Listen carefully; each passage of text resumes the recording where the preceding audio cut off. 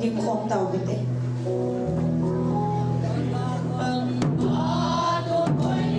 o ka chena ka bit na mo ni kin khat na chu nei sui se o ka khan da ko sei le o nei ko nei ni ma twen o nei ko nei ma twen na pi nei ko ni lang a pe i nei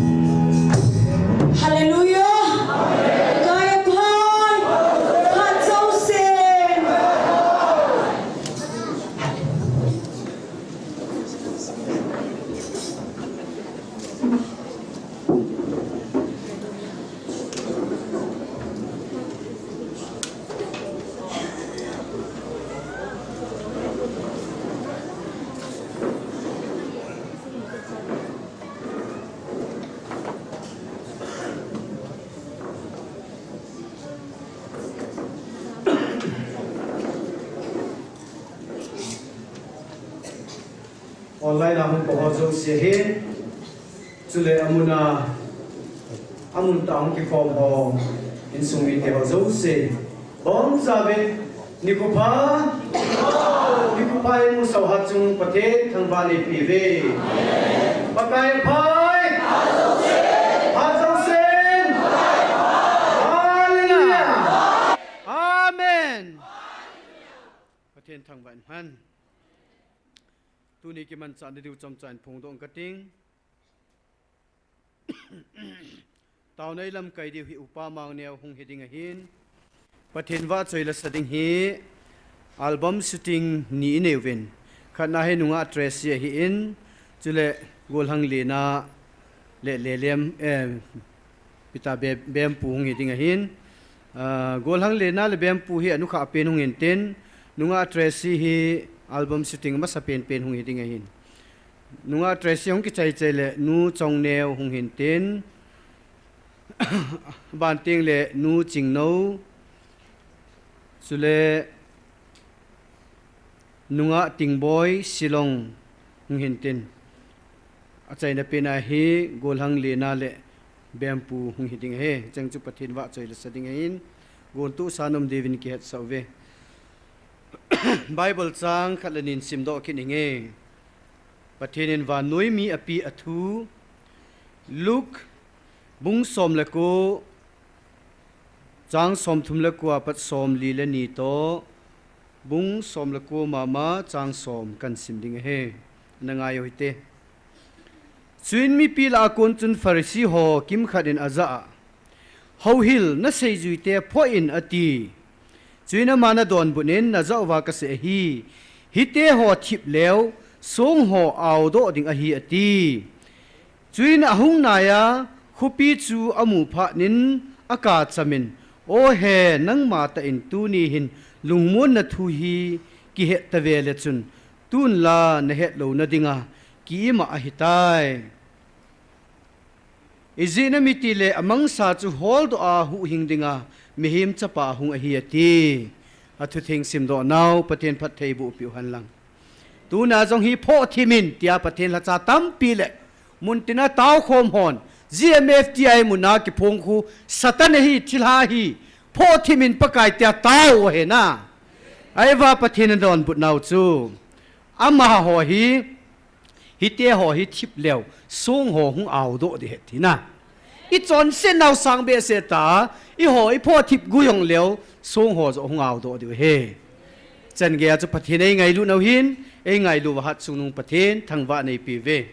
inam pi wading in zong tunin tauna velin ata san lo ho a het him thelo la hon het him thena nei na din zong tauna nei ki noitin chule azo ting le album shooting ten iwang hi mi chi le wa le hung nom pon tin na ya chu wa choila sadinga hung kipi chla nunga ching neu chule nu chong neu te ho nunga ting boy te ho amon lan sa sung wa he Sunday ni sia collection in a bolting pau chu nei tu khom na pa chu aji chu thau he ni chenga 24 hours a he lai hung lo ting le ki mang hi je hen hi che ho ading man cha adinga chu collection ni bol ki du he ti ta chun ke so hin ten tun pathen hinga taw na nei hu tin inam pi wa ding in chele pathenin tu ni chandama ai puiwa thagau mei mit lowa nizagi len di som gup laninga ilhun theizalun pathin hinga ki pathu sei pumin bon chawin taw na nei tin taw chaina pa evangelist then mangin in nei pilu ki pa min te taw hite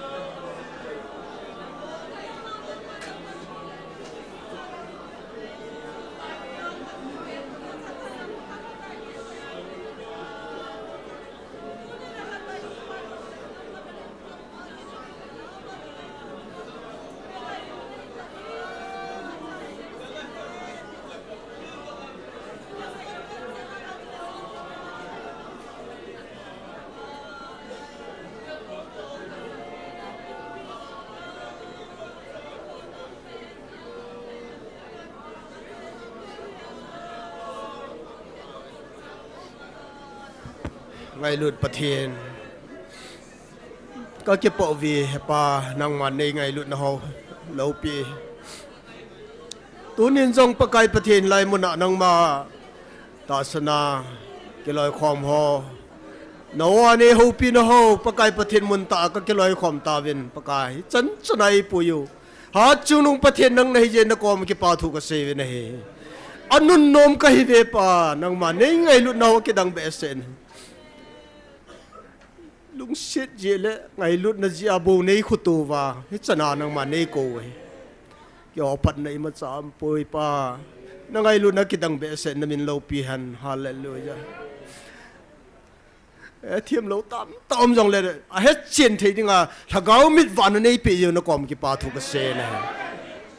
nang hi pathin hing jing na hin tôn sona long lo nahi alpha lo omega pathin nahi hallelujah tôn in na phan no sim sal lo ni musa yon na kom ki pa thu ka se nang hung lo pi jing in lang na cha te ho wang nei bo jing ven ka ta san nau jong su ha nen me san na lagaw nei pe hi ven han san na lagaw nei pi jo ven van noi hi na zo sa hi pakai lung mon ka dal ha pi nei vi midang pi hoi hai poi pakai midang achan bangai poi lung shin ane um pin yo namin ka thang wa ve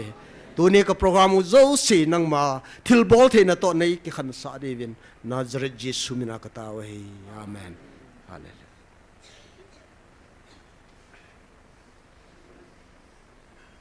ki paumen tun pathin wa chaila sadingin album shooting to ki thu dingin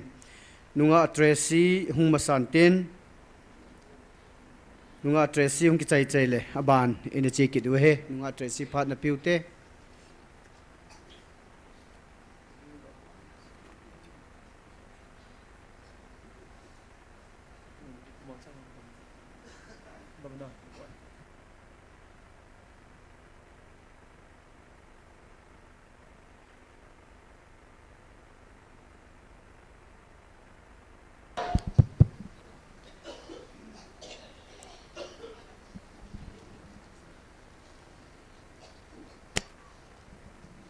pakai phan na ho hi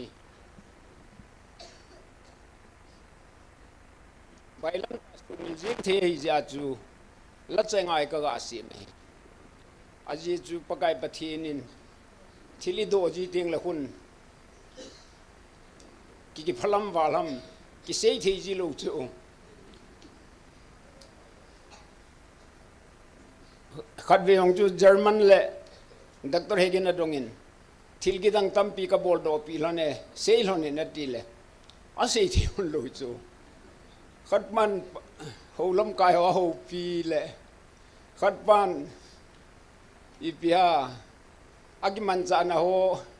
aban bana report an pi le adi poi se se na thi wanga Evangelism phaga sa ja chu kalim sa lo hi tai tin he ni ai pi chu dong le dunia hi kati chu pakain ke ong e ho pi ja chu seding ke wa ji lo chu wan pathin lom lom ne ho pi phat le chu ti ai ja chu isu mil thei lo ding wa pathin ni lung sit na la chenga kan si me hin hi ja hi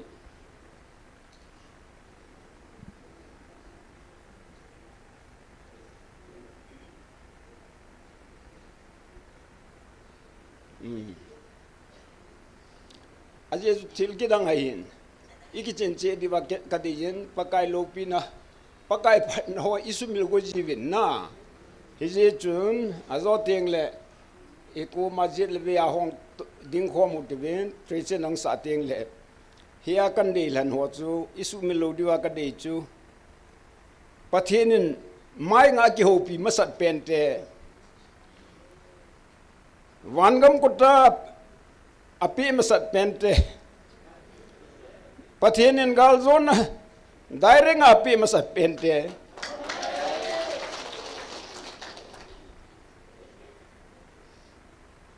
pathenin Israel tesa ngai lu zo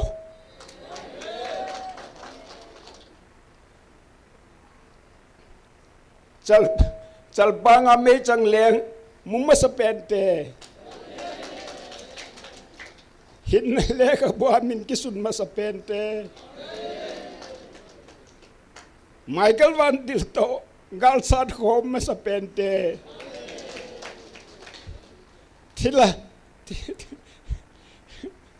Thila wrestling ball sa ma sa pente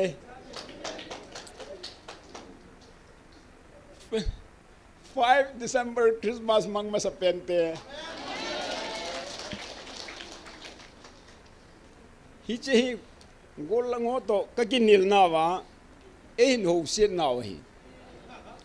ta gi lai le ama ho zo han pathian in e ho dinga thil lo pi ta ta bol ho zo hi aching zo ti aching thiam zo ti ka het don ai le chi chu mom sa ding sa nga chuna pakai pathian in thil gidang e bol pi isu mil na lo ding wa i he jing na di wa i kitchen jing na di wa la ai sim ding hi kalung thim amin aya tu kasim do kasimen pastor say boy ka thot le sa thumai tan an bol ka bol man poeti sa ju ni khat vinya chu katha sim kina Tracy ka sona ka thot na ata chu Tracy in ko mizo ho khat an bol sa hin Tracy la chung sa to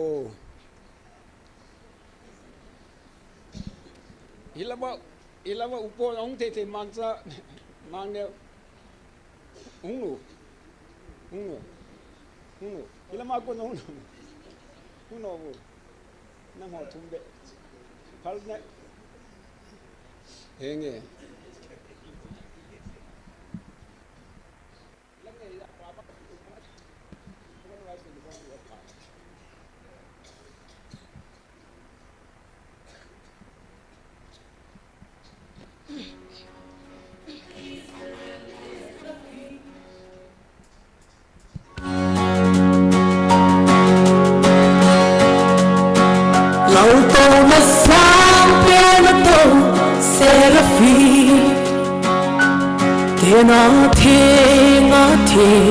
ADIA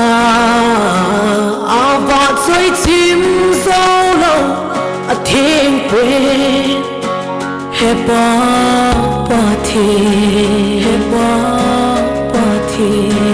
What thiên to mai ta ki ho mas bente Vangam ko ta nei mas bente What thiên in zona dai de kapi masapente Patien in Israel te sang ngai lute Tel panga mei chang len mu masapente Hinale kabua min kisumbu masapente Michael van til to gal sat khom masapente La wrestling Bosama Sapente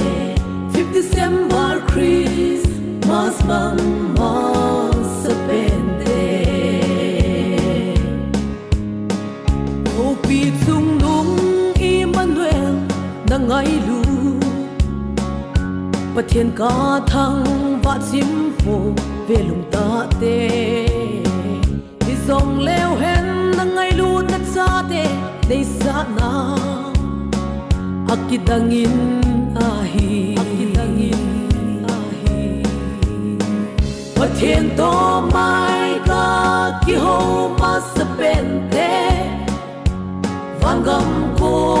ta nei masapente Patien in gazona dai de kapi masapente Patien in Israel te sang ngai lute Tel panga mei chang len mu masapente Hinale kabua min kisumbu masapente Michael van til to gal sat khom masapente Hila wrestling Bosama sapente 5 December Christmas Mama Sapente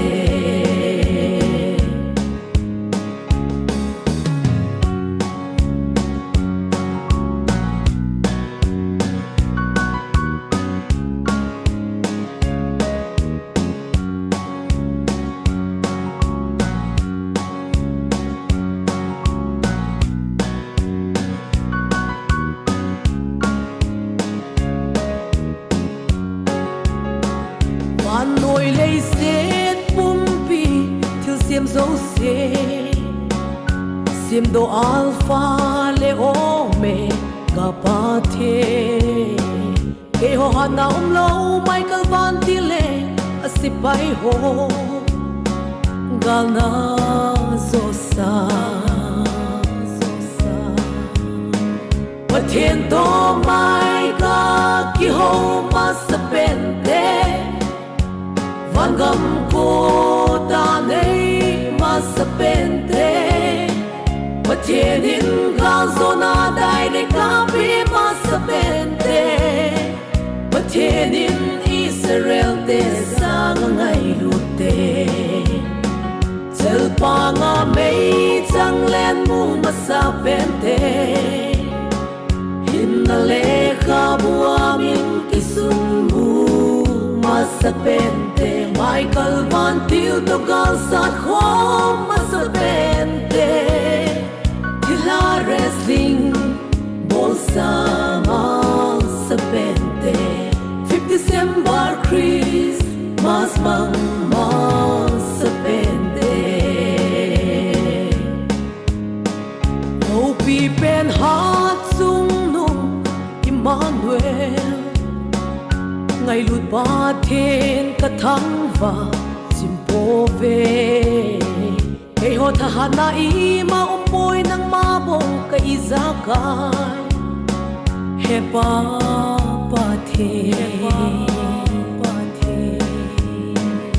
thiên to mai ka ki ho masapente Vangam ko ta nei masapente Patien in ga zona dai de ka pi masapente Patien in Israel te sang ngai lute Tel pa nga mei chang len mu masapente Hinaleha buaming kisumbu masapente Michael Van Tildogal sa home masapente Hila wrestling bolsa masapente 5 December Christmas mang masapente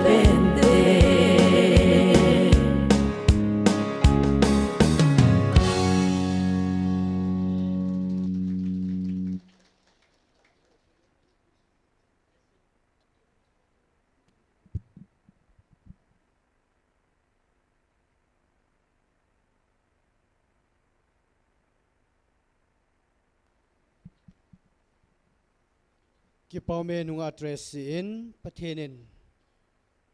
aban tha na lopi nei mu sa ho mi hon dem na ne neu jong le pathen lopi na ho sado theaw ma ita bang langai ta hin sim do the pu ps chunga jong pathen mi ki pa 37 iki paw versan khot be ha ben na beng hoite azawa kan phone chu neu khan kheling ka ting nunga ting boy silong amai silong apatna gam hata helai mun tun kal nga la hong kal sunga hi in ama jong ki pa thu cham cha le patin wa choi la khat ka sa no me tin ama phat na pi ma saw hi tin ama ong ki chai le nu chong ne vin hin zom pen tin nu chong neu ki chai le nunga ching neu ching no na ching no vin hin zom pe pen tin nunga ching no hong ki chai le gol hang le na le bempu album shooting dinga gon sanam din kan het se tun dinga nunga ting boy silong ama phat na pita hote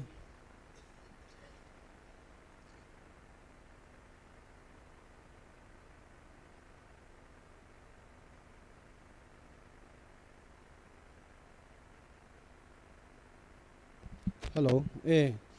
chule collection jong na bol pe taw te mol sa sung ka ki pa e tunia hichilai muna ka hung din theya wa chaila sa theiding le kalungel neu khat ga sei theidinga ki pa thu sei theidinga pha dam na e pe pathen ka thang wa in chule tunia hung ki khom pathen thagau mai ti kong jing dinga hung kar sung ho zo se hol ha cha ho zo se a hi in chule mi pi ho zo se ka ngai lu na ban je nin chibai ka him bor so ke yo ve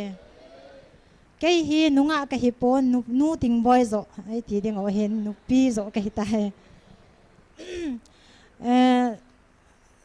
la sa lo ding ka ti le kam sao ta hung ki hung a hi ji chun chule thu zong neu khat ka ga sei no min online a ko na ani ki va zia chu la sa hon thu a sai lo ti ti chu ani ki sei hin ki za a hin hi zong le dan pal ke khat ka hi ta in mi pi hon kam sao ta hung a hi zen ngai dam jeng o hi te tin lang ene he thi mo vin ti chu pakai mina ka ga phon do hin tin ka sei nom pen chu hi le pi ham ti le 23 kuma hi nasata agal ani ki zama ina ego zo si ki chaya ilungdon mana hin na thei dinga tia chu shilong lang ani ki zon jeng a hi in hi cha hin December in chun ka hung ovin hi chilaya azong ka cha te to Bible ka sim kho movin hi cha kanung chiu chu hung ki hung khatalo na a hi le la khat wal ko umovin pathin lagaw thu phun hi iti le ka panin hin aki phong thai dam tia hi ka nga jing lai hin aki phong mong pon tu chunga ka hungen zong aki phong po in masangin chun hi chilai mo na pathin lagaw pathin o ki phun na mo na zalo ho hin chan levo ki nei lo ding hitam tia chu abang kom le hin lungha sam na jong lungha da ne jong ani ki nei ji hin hi jong le khat ve pathin haga vin hin hopi na awa chun online na ata sana online na ko na hin ve ho zo si jong chan levo ka nei kha ji vin hallelujah pathin ka thang wa in hi cha pa na hi na sata ke jong pakeng tha lam ki te la hung ki tha pa ki ka he in na ka tha jong ano min hi ti chun online a hin ka ve sing ove ti jang chu ka ga sei no ma hi em chule ani na a chun ahung ki khomi pi ho hi lungsi ta en hasam po hi te azi chu ipisi ham metele ke hon holanga pa na kam sa ta hi ta bang opportunity ho hi ka mu thailo hi in na ho hi ka hin ot cha ro hin adi tia in sungmi ki ma po hi ka wasai mo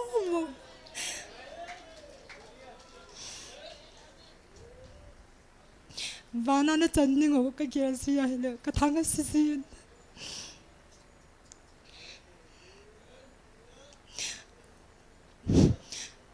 dunya hi in sumi ki kim pho sanga in sumi ki kim lawa an azinu ham azipa ham achate ham hu kho hin in sumi ki kim ma hu ha o chat ki ti go hin ke ho wang in ho hi aki kim lo hala ki kim hiu zo lo chum na bo cha wa he ko cha ne bin a hi wanga phat ka mu thai lo hi he je chun na thasi ni ko mo zo le ana thasi hi vin ha pangen na panga vin ti zo su ka ga tir kho no hi in skill le ata sana thasam ho khu ni pize ham te le ken ka mu dolin mi adam ho aki vo pi ba adam ho thu sai angai jing je wa khol hasam si oi pize na mitile ke jong cham kha chu kana boy pi na hi wanga hi chi ke ya da ha sam na hi ta kana nga hi hi cha ko na hi ita san pa chu itu da jinga hi chi bang se chu i boy pya hi cha chu lam i zo ding i ma sot ding hi forward ding hi hi chi so apha hi hi chi mi adam ho ala sam ho chu inung vat va na hi le satana hi inna khabeli tha samdiu he ti pa jong chu ka ga sai no ma hin he je chun ade mo hi boy pi ta pote boy pi dinga sai dinga a uma hi le lam kai ho hi chulanga he thi mon him boy pi vintin problem ho chu surf in borji na vinte hi chu boy pi pote ti chu ka ga sai no ma hin chule kanun zong in vail ha na chu kanu zong hi chlaya hi atha thano ma hin adam lo je a shilunga ki jan sa hi ta in ama zong hi chi a hin ta sana pa na hi itabangin dam mo han lang alung thim no mo na tam ta zong le hi chi a ko na hi tun wang kalunga mong tai hi chi online a ko ave ji a ko ma hi to ji a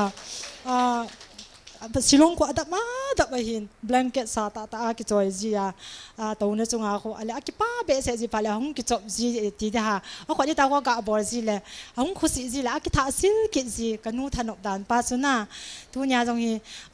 na thip lo thu cho ma hi kam sau ta chi ne hi jin ki pa thu nyau kha be hin se yin lang chule wa choi la kha be hin sa na ti ja chu ka thip ji hi pon pathin wa choi na dinga wa choi la sa thanom kha ka hi ja chu ka hin sa do ding hin tin musician hon track cho nên là piu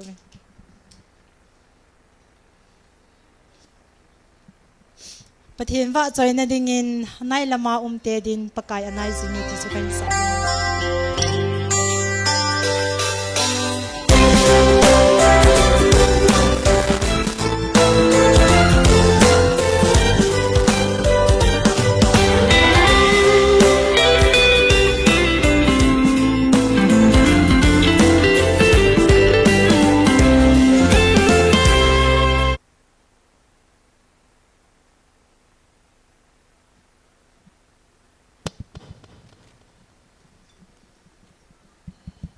Hello, check. Hello, hello.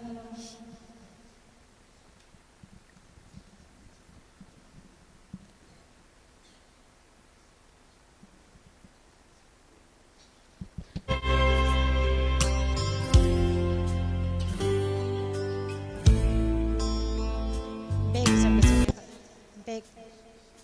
Hello, check.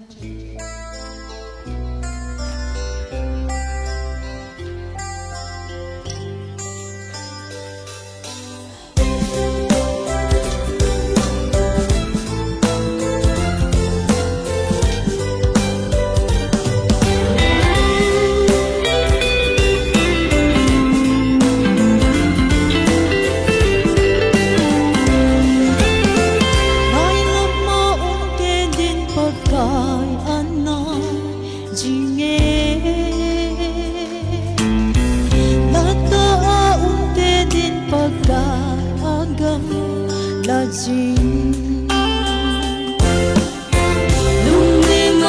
subscribe cho kênh Ghiền Mì Gõ để không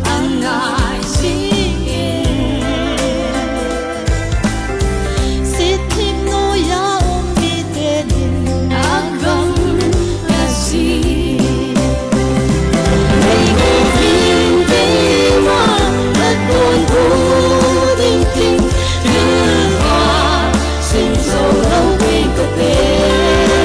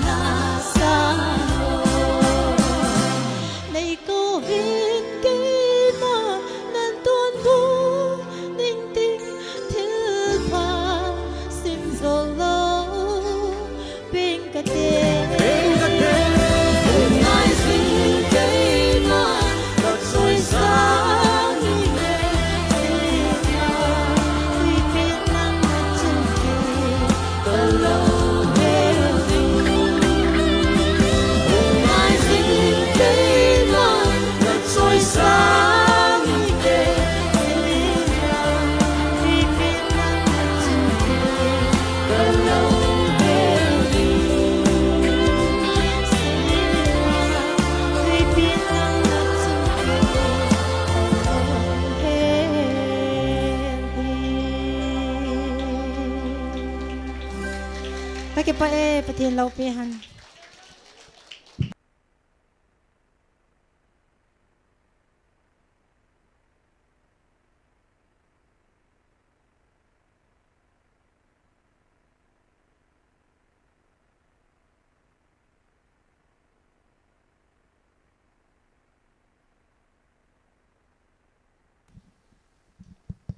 Pathian wa join adingin khopi tha ti lain sang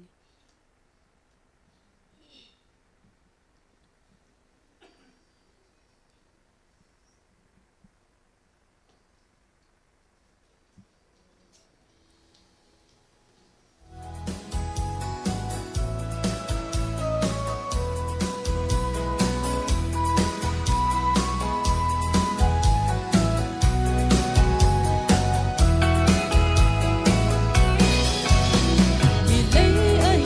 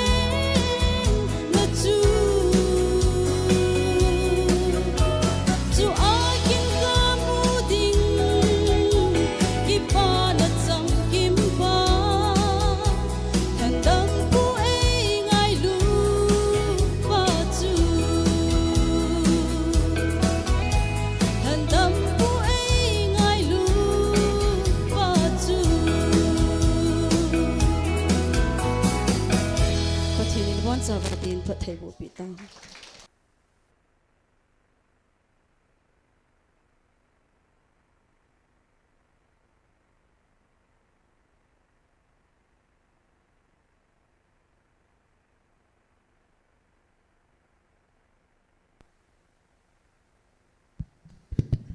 Pathian vợ cho nên cái lệ cái nào in SONGPI câu nó thì là chân sai nghe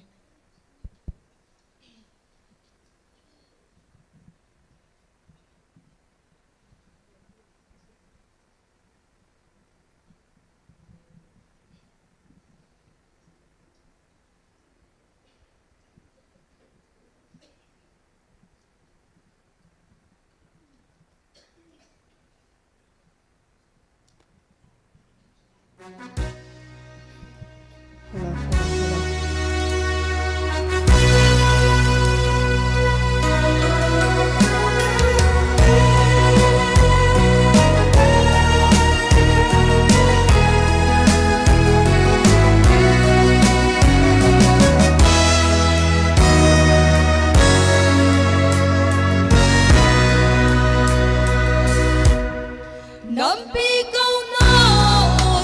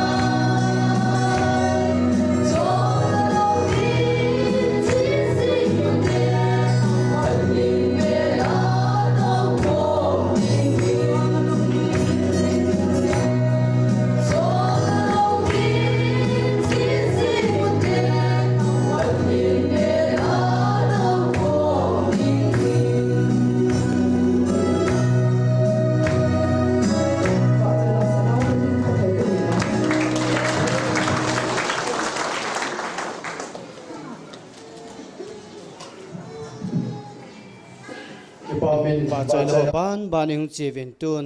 a chai na pen a gol hang le na le bem puin album shooting pathin wa chai la khat an bolan ding in ma ni hung ki chai le Dr. Puin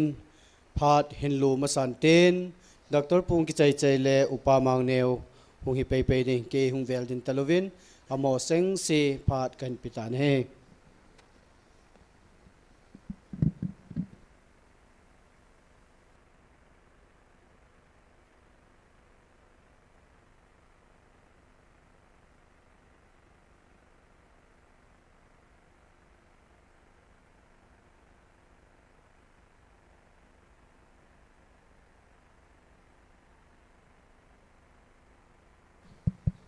Hello.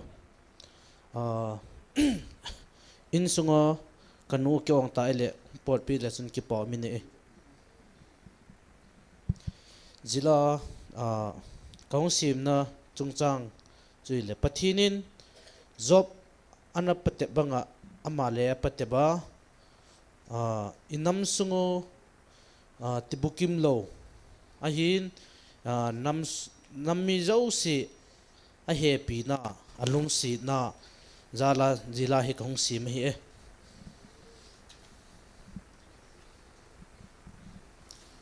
tua la ken sa dilahi bempu la semen twin chui le koi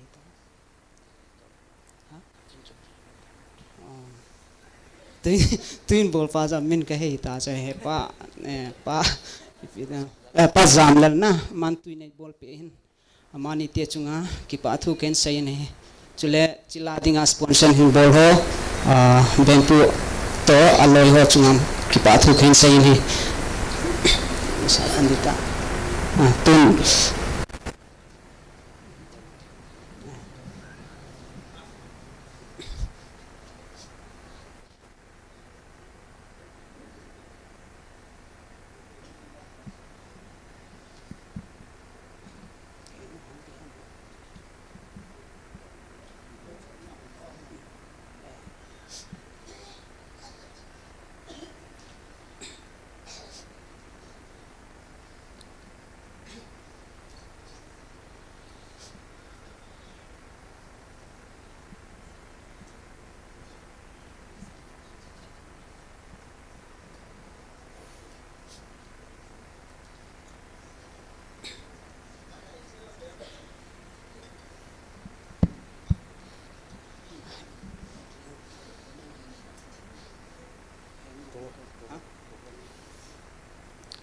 henu na onga hile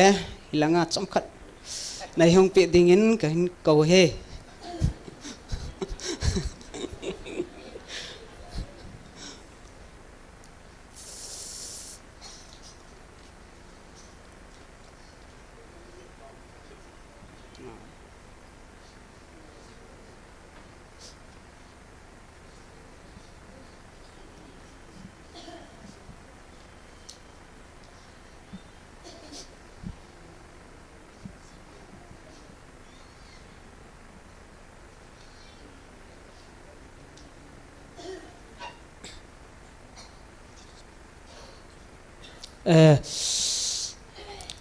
pu zon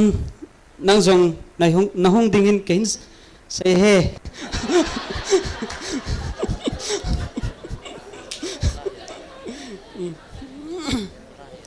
henu to pu zon hilanga lungset ta in na hong pe dingin ken kawe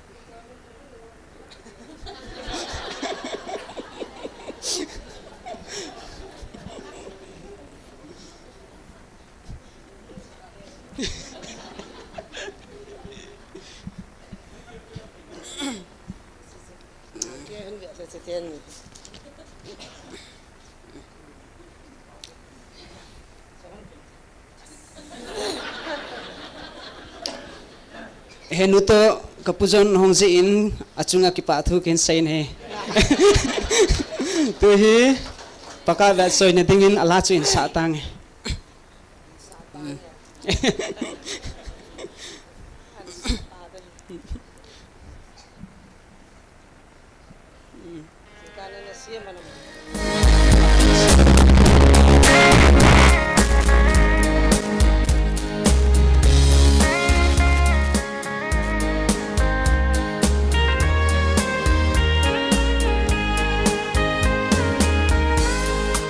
Enu pathen hacha Nagaw mang ding ngay lu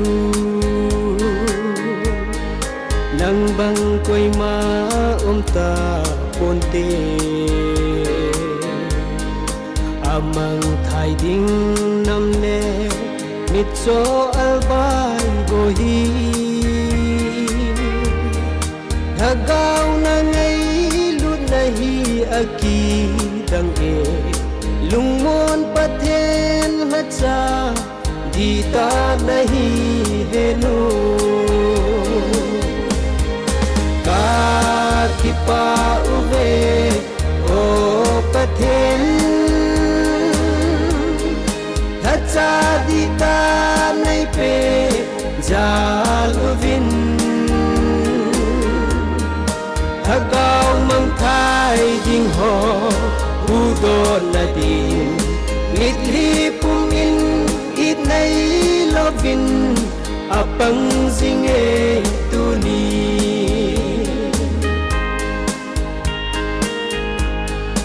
Pakai kagam uva Nala cha atam nai Hinla nala cha nu bangai Tagaw mang thai ding le Ti bu kim lâu hồ hi Ngày lu na di ta ngày lu jing jing ding La cha di ta nay pe U ka ki pa u ve Ka ki pa u ve O pathen Hacha dita nay pe jaluvin Hagaw mang thai ding ho Udo na din Mitli pumin It nay lovin Apang zinge tuni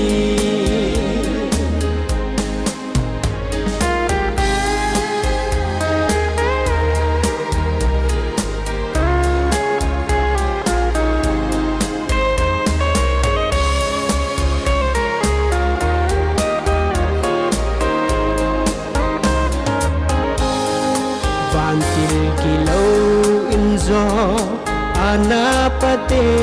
bangin Nalha chanu zongpa tepin Hinla hichi mutim Hep nagalin jaulau Nalha gau thengin na din ti jing jengin Na ngay lut na cha te din a tao jing jing e ka ki pa u ve o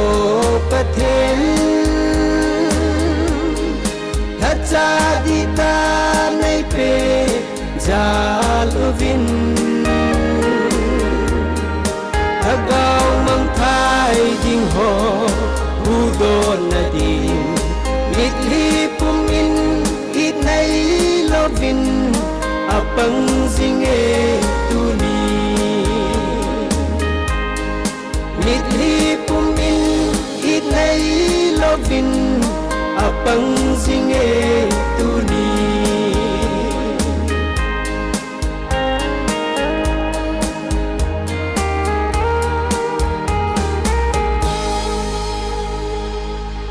pae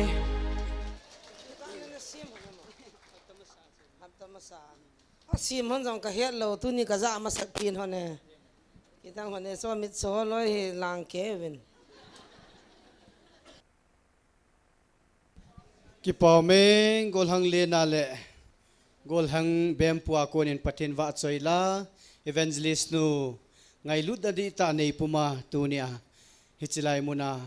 pathin long de ya ana to na chunga ama la an sim dan hona tuna pathina nga wa choyam thenjin mani chunga ki pathu sen mani zalim pathin thang wa win khot be ha ben na bem pi ute pa thang neu silong ki pathu chom cha se no men ke chun ka gelda na hi tuni phat chom jap tan jing le sei di tam ta kan gelin ai wanga hi ma hi jing langa chi ding ai ta jai sipe ho hi tem tema supti mu lo ji hin na ama chom chai jong le ngai lu na nei tan ki pathu an sei ding hi pathin la mi pianga sei no mi jin phat chom chana pi hitin chu ki chai chai la doctor pun phan an kila peijing de he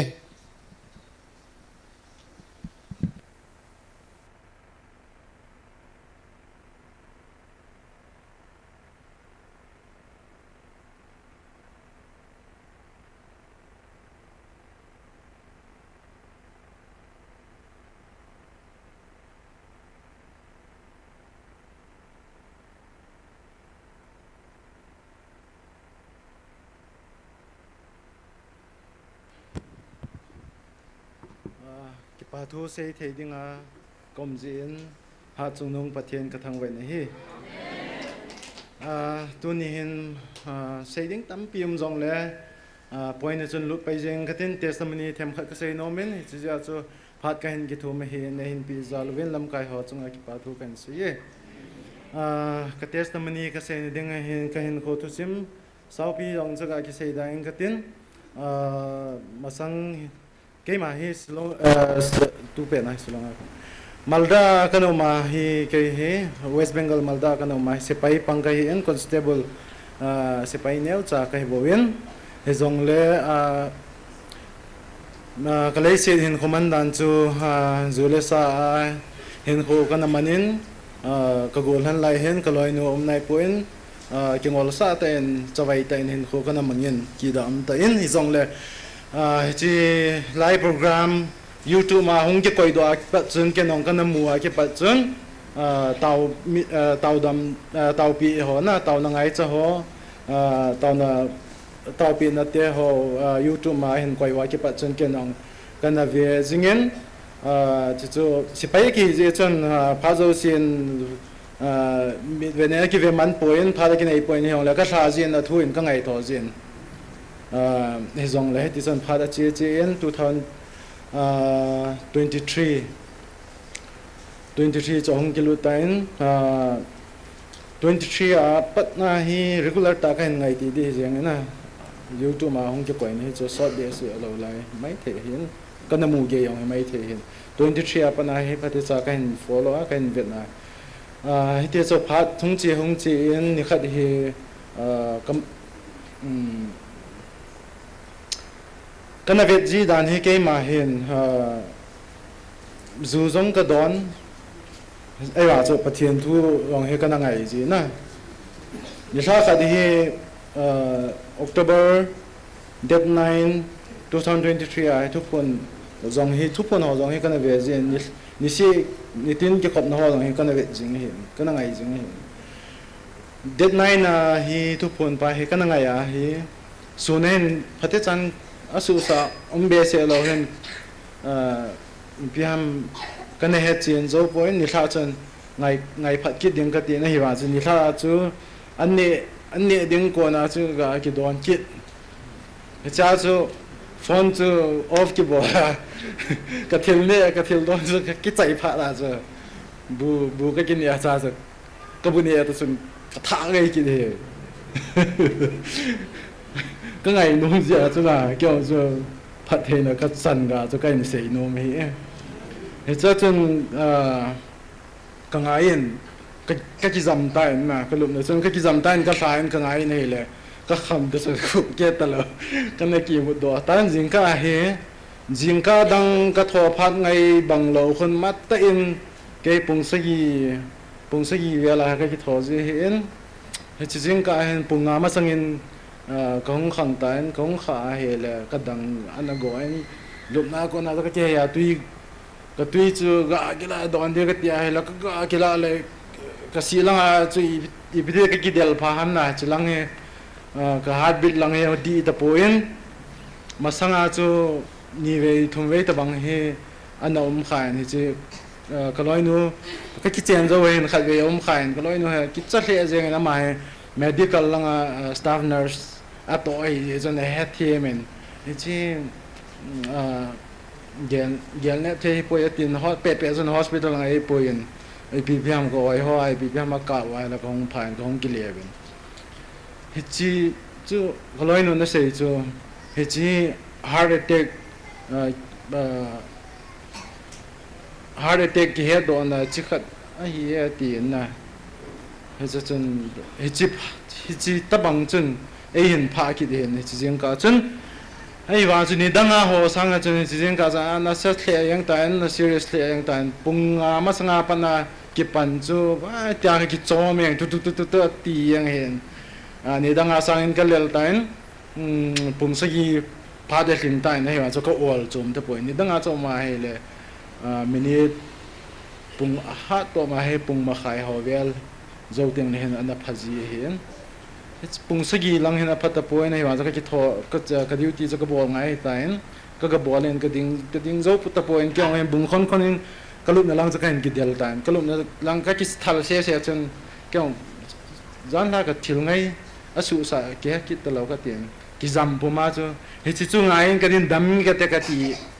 ka ngai go de hi poi na ni na ka na ngai jing chu thu phun chu bi ki se ye yong ki he ta lo su na chu la ka na to pu ma ka bol le ka ngai he ja chu asu sa ke lo ni la chu ka chu ti ki pa na chu ye hello tu a he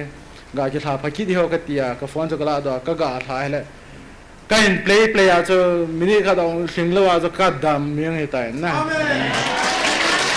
he cha chun kyong he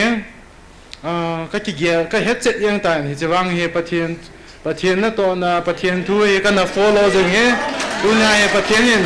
offer ap tai ta chei bol tai cha he ke man ka ki san lo wa ka ki siam tha siam lo wa he ke ma dia che ta mang chan se ka nu mu ki ta lo he ka ti ka chan kyong ka ki tang den taw na ka mangin khai ni yong nefla hong he 24 ganta ki mu he buri se a ho ka la do si da ga tu ka do na de ka do tha ye da ki side la ngai ki ko in ki team go ta chu ka ki tang den taw na ka mangin ki pa thu ka sei pai jeng ta in kanevla packet na ke koi ji si pa ya so he chawa zo si zo ka kan khomin ka le mang ta ka pai mang ta chu tiang le ka zu don mo ho zong chu botol a ke sa ke koi he chawa zo ka ban le mang gam ta ka hi ta poin ni da na chu hi chu hi aphat poi ti zu ke ji hin mi na ke ngol ja a hat to ma thani hi ka ngol zo bit ji hin na ai wang a chu kineki ji hin hi cha pa na pathian nen lung se na e chan zo wa pa na chu ke yong ka ki tha se men hi chu zo wa pa chun do cha na se ki chang ka nei ta po na ka ki tha sem ta en ka ki su thieng ta en taw no pa de chan ka mang ta en hop som ho jong ni ranga ka pi ji le kalunga lai lo ten le ka pi ji lo cha pa chun ki zom telin tu ni chan gen pathian lung se ka pe thei ta en pathian ka thang le hi sten le ka thil pai ho yong chu ka loi ka gol ngai ta ho ka pi di ho chu ka lok ta lo hen koi ma na no mu lo koi ma na don pha lo ta na dinga chu ka le mang he ta na tu ni chan hen pathian lung se nin du chan na lung thim ki nei ta poin ka ta sa ka ki su thieng tan ka lung thim mong ka kin kain ki su thieng ta en lung thim ta sa su thieng cha abai la me khai ni ho zu ga ngo za bai la me lung thim mong he kain su thieng na pha ta lu tho ne he to hen ki pa na ka nei ta en ka loi nu loi phata zong pathian nei pe ta en mi ching ta hen mi pata hi en a hen chin na ba na chun pa nào cái này thì hơn poin phá thì hong chiến ahin là cái cùng hơn chú cái chú 40 tua hay 41 kita cái loại nữa cái dia obat ki bang a hiền thế cho nên bị doctor họ ki việc sa bang chú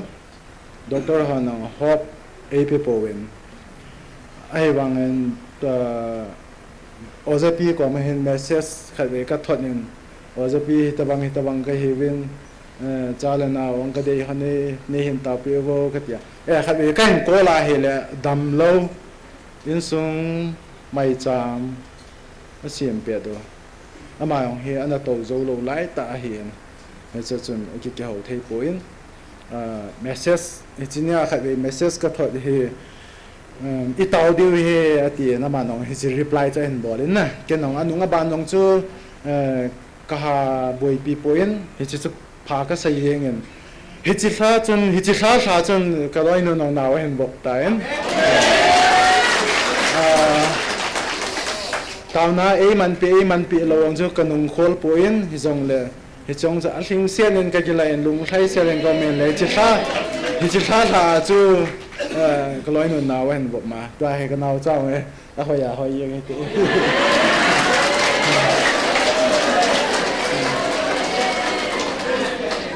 anh nuôi lại pa sang hồi rồi tại chính nhân sa sagi bộ chính nhân hay vàng à chú cái chi và bên à chú cái chi tiền dâu hả Christmas cái mình hả January cái kỳ lễ hả chú 2023 January cái kỳ lễ hân chú tu chung ai có hung kỳ lễ bị bùi hè lăng khana nào cái này thì lâu tao lăng khana thu bùi tao hè lẽ gam la pi pi chỉ là thế tao lâu na cái họ condition chứ kỳ đẹp anh ngay riêng ngay tại ai mà bắt thiên lung xin ra là tu chung ai sinh sẽ na cũng độ thế với tao vậy cái chụp nào cái sẽ với thì chẳng chỉ tan để phát cái là sao khai cái chụp bay chú lệ khát rong boxing cái này chụp bay hiện sẽ bay xuống ai cái chụp nào ai hết chỉ hard bị đông cái phần cho mình headbutt ấy nó bỏ lại na cái chess cái chụp nào kapar nơi pa hiện headbutt ấy nó bỏ cái chess lại tai ấy tai alo này headbutt sẽ lỗ pha na cho lùng han hồ sana cho in hiệnเลยที่ชอบปัญหาสุขปัญหากติเห็นที่จุดทุกโจมีแต่2023จะอัพพัดได้นะขัดอมน่ะไรบอกสิ่งอะไรกันในกิจกรรมมาก็กิสูข้าเห็นright hook ก็บอกนะเห็นกิเขียนตัวว่าเลยจัลปานได้ก็เขียนข้าเลยนี่จิลังก็โซลเดอร์ join ลังเห็น effect อะไรเห็นที่จุดไอ้กิเปลให้อีพีที่ทำอย่างสักแค่point đầm thế tao lo hiện đầm thế mong tao lo cái lo cái này là sa này xong là phá này trái tiếng là hôm nay kịp thâu hiện yang chung khối ít ai đồ mà hiện là khi lý gà la nhưng mà khối yếm cái tí ai là cái lẽ hay yang gì na anh đã na gì cái số bia xe là ít ai bỏ la cái hay tu hiện lăng hiện là đam miếng là cái lò mấy mà chỉ thấy lâu hiện ai vàng nếu khách hi Saturday nia chú cái có thể cái bốn cháu cái nu hiện cái nào để họ giáo sư cái bốn cái cô và cái hông và counseling cái hông giàu hiện tu nhiên rằng cái cô hiện cái hông ở bên na cái xung quanh anh mà yang tai như đang ngày này chỉ counseling cái dạo nào và cho ra puhin event puhin phát âm anh hiền ra cho khối ấy tuần sau và bắc cái lùng môn này ho hu hình na kisan ho van gam lúa điên ho na khối tung viên tiệt cho cái tuần này cái sang khối là tại tổ cái khối anh tổ chân hạ sát thêm ai mà ra màn quay thay ta viên ti mong lâu ấy mi đấy xin sao ấy tuần sau cho kyong cho kapong dop min na kapong dop min hi le ka khut ha sama ma yang hi wa ka dop mi hin ka dop min hi le pathin lu sin cho anadam tai anadam tai các kỳ hệ phá poin cái bà thu rong cho cái xây man poin các kỳ hệ phá poin in lăng cái hun dâu dàn cái một này dàn một cái này si thằng lăng cái một gì cơ lang i del pha lang tin le ke jin chini sa si ma cha ke point jing ka ge ye lo phana za ka vet le le ai la na phata en za ka ki he da a ju ha za ko nga ke pa thu ko se a za pu ko ma hi chang chu ha hi chang chu hi ha on kala sa kha tai nó tao nó ô si wa thua này bôi ha pan pang jing rồi cái orang jing le cái chi điều hiện tại tao nan cái cọp đồ jing rồi tê cái phải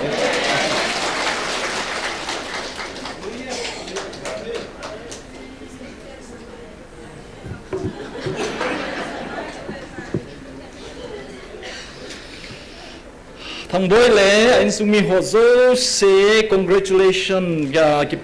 kipa pinat averin ko deng kho mate pakai pai hat zo sen muntin gamtin kawa len ho bung chom cho makai khomin tao na mun chom cho makana china in hilai mun tabanga nom le kal hangai mundang kahepoi pakai min ka phangai anom che zengin ni zage le somnga wal I tau khom tau vin I chim nai po ve pathin ipize ham he ruwam tuni kho hi pathin ei pui hoi na wakila na hi thangboi testimony ma map chung chang thu seidinga pathin nei no ji ama thu hi lowin anti drugs campaign pathin nei boldo sa inam sungwa kham na thi ana sat be se zia thil khat pani nei tin na bol pa chu tuni khwa hi e ho koma sei tha adinga pathin ei phuzia kaung din le amazon chu member hong hi pai dinga qualified hi tai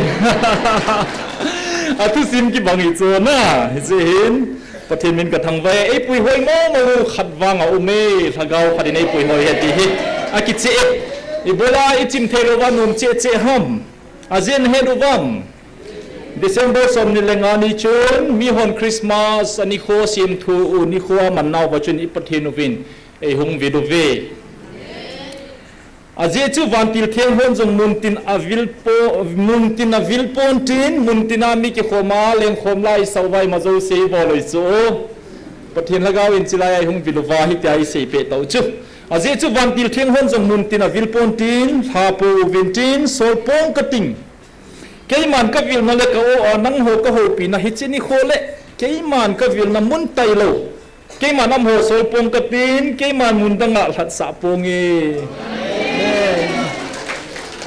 à giờ chú hát chung nung nắp bát nên nắp bao cái màn lung thay là lệ các việc năm muốn tìm đồ vá các van tiêu hồ lệ các van mi chế hồ bầu vin ai kipa piu vá à thân ốp video hi bầu về kipa dầu vin à giờ chú hết trên đi khô hi am hồ đình in xiêm thua cái mà cái hung là đi khô hi ahi nang ho dinga ka ngai lut vil na o ni kho ki ti dinga hi e official group khana kaloi ho ki ho wing Christmas ki chai chun khat finance in ipitiam tu kum Christmas kum dang to ke bang poi ago bet but je ni otis keni ma ka sei lo so thibya ke ho chu ka ngai chu na azia chu chilai pathirin alagau le van mi te le van pi ro sol pe lo ti dai chu wang pathin chilai muna sun khoi nei um piu be pathin min thang vau be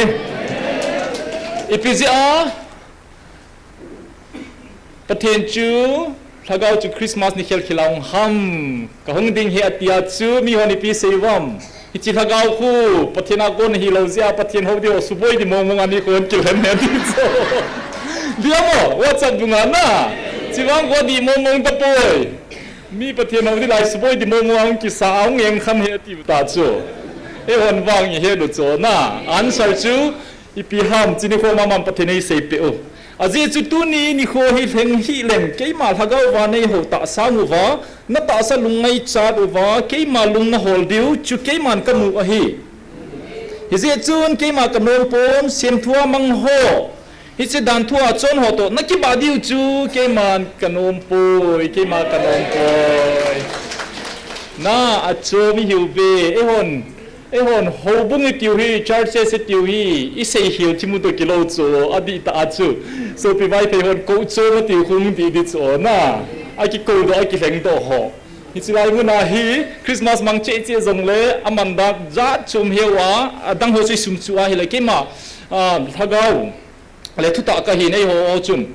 ถ้าเกาวันในหัวดิวเฮตีกิโซเสียเจนโซเกน้องหอนนลุงเกลูวาดานนักสิมทุวานิโคนนักกิลันฮีเกกะลุงไทยนาฮิโปยติโซนะ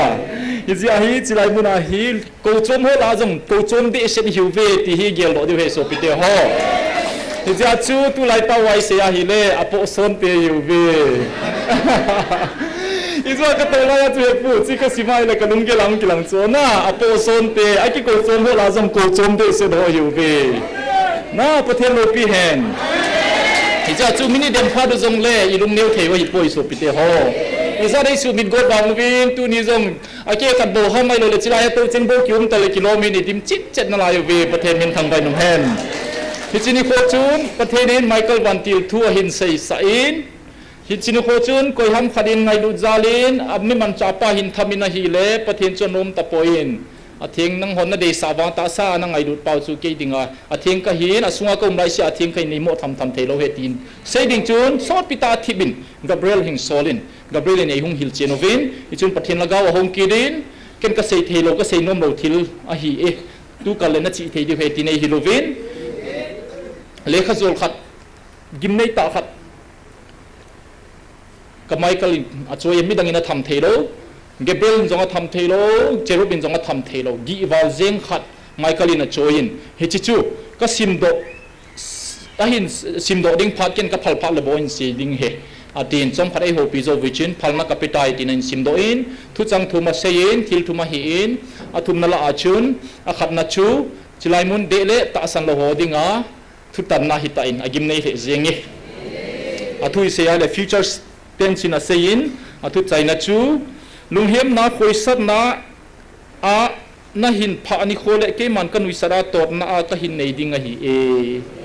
ฮิจิสุจิไลเดมาเองเสียสูอวิลนาเดมหัวเซนาฮีน่าอเปเปรักบอลดิ่งไอตีโลฮิจูนิโคฟิวเจอร์เทนซ่าหงลุนนิโคเลหงลุงดิ่งตีนาฮิจูน่าตัวนายเพียงเพียงโมดิ่งอาจงจูจัดสเมนอเปอุจิจูอโมดิ่งจัดสเมนในไตในหาดิ่งอินหาซิมจงง่ายป่วยอีกการรีมายไม่เหมือนอัทุมนัดทุปีเดสดินไมเคิลนิตินเซนหาจงลงประเทศนินอัสุเนฮิเจตุเซงโบฮีอัสุเนงายุวินอัทุมนาจูเซหินเกมาบันติวเซงจงกิปะอินมิดก็มิดฮีอโลเงฮิเจตุซุงกิสุนหิงายุวินอาติตาจูอีเปียสุดัมอัตุนโซดาหูหิงาประเทศชาตินาฮิตาวเวอัตุนโซดาเกมาโกโลดิงากัลเห็นชาตินาฮิตาวเวสุปิเตโฮอีโลปีนาวหินาถ้าได้เทฮิโลสวยเฮดเจนไว้เลยประเทศนี้น้ำเมลเมลัยเฮดเดียวอกูจมโหลาจงอกูจมเดเสโฮอโปโซนเตฮิวเวอีมินิจาดินเนมุนสุกันเทวจงเลสุปิเตโฮ25 Decemberนี้ประเทศทุกคนเอเวเป็นสมุบินเสียงพงกระเทประเทศตุนิควายจีน่าเสียเจียนมาสักเดียตีจากกันเสียเจียนให้ประเทศลุงได้ช่วยบอลเดียวมองเห็นจุน่าเห็นจงเลไอดินโตสารนับปีเป็นช่วยปีห้ำสุปิเตโฮขัดเวนิจุนPastor ทางเดียวพัดลายิน Friday นี้จุนฮิจิลายาตอนนั้นหงมันว่าโกนาไข่นีเบรีจุดเต็งเล่คำนั้นที่จมโจมานักิสุโบนะโฮงาตางาจอมจิงหงดิงโวทีละตามปีดิมุจุกลุงไทยจุเมมกิดังภาษาจุอโมเซนขุดกระเบงเอจิกเอาไว้ปอยน์ด็อกเตอร์ก็เห็นกระดำโลหะจงหงจิววินจิลายตามน้ำมันหงจิววินตั้มปีหอจุนจิลายตามนักคงอาโกนินฮิจิโฮโซเซกังตายกระทิ้งเสียลตายน้องทีวินกระกิบไปประเทศมินกระทังไปคนขัดหัวลอยจุนตาวน้ำมันจงหงโลฮิจงเล่ยูทูบวันทุเซโฮกันเวซีอินเทียนหินคนน่ะเสียจุนเกยจงกันเทียงตายทีนกิปาทุงเสียเวประเทศมินทางบ่าวเวจากไกประเทศโลปีนาดิงเฮ First Corinthians บุงทุมไบเบิลโจฮอนอีเฮ็ดสาวจงเล่อาศัยทัวสังอินกิเจจะเป็นซิมตัวอินกระถิ่นประเทศนี้อีปีอาศัยยำประเทศโฮวินนะฮิววานะสุงวาประเทศฮักเอาเชนจูนะเฮ็ดโลวหัมขัดตัววินฮิเจประเทศโฮวินจูอสุมังเละประเทศนี้อามาอสุมังดิงะฮีอีเจเนมิติเละประเทศโฮวินจูอเทงะฮีนนังโฮอโฮวินจูนะฮิวเว building ทุปีตาตาอิสาโฮประเทศโฮวินนะฮิปอย กิเจเสียนเสียนตาไซตาสาวิโฮวินาฮีเอso pite ho ita sai keru hinam na bible na sein pathen tu pe la tu pe alien pen pen khat chui pi ham itia hele pakai jesu na sein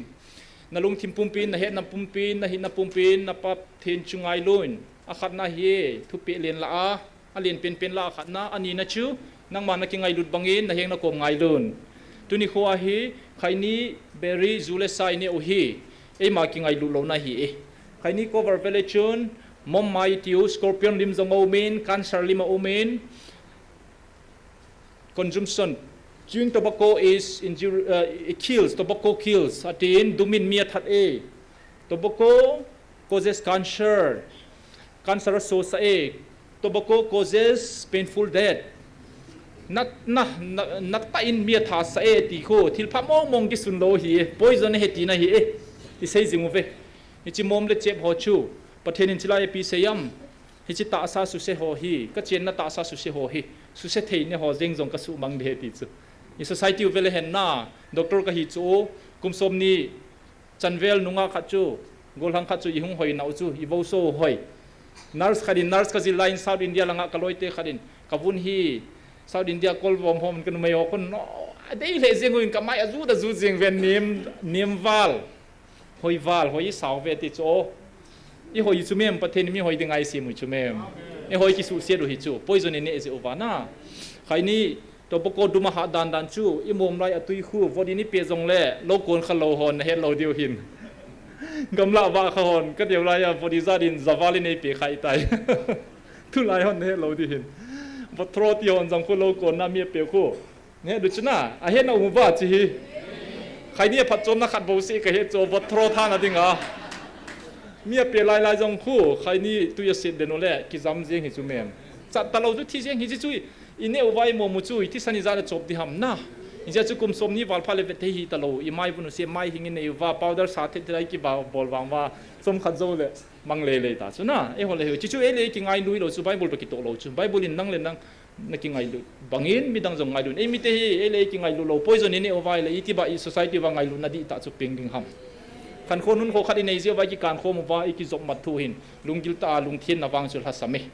ni ja chu nam neu chakhat hom chakhat nang ho ke ho tia ki khenu hi pathin lungi to lo zeu ini o ki chup lo je hi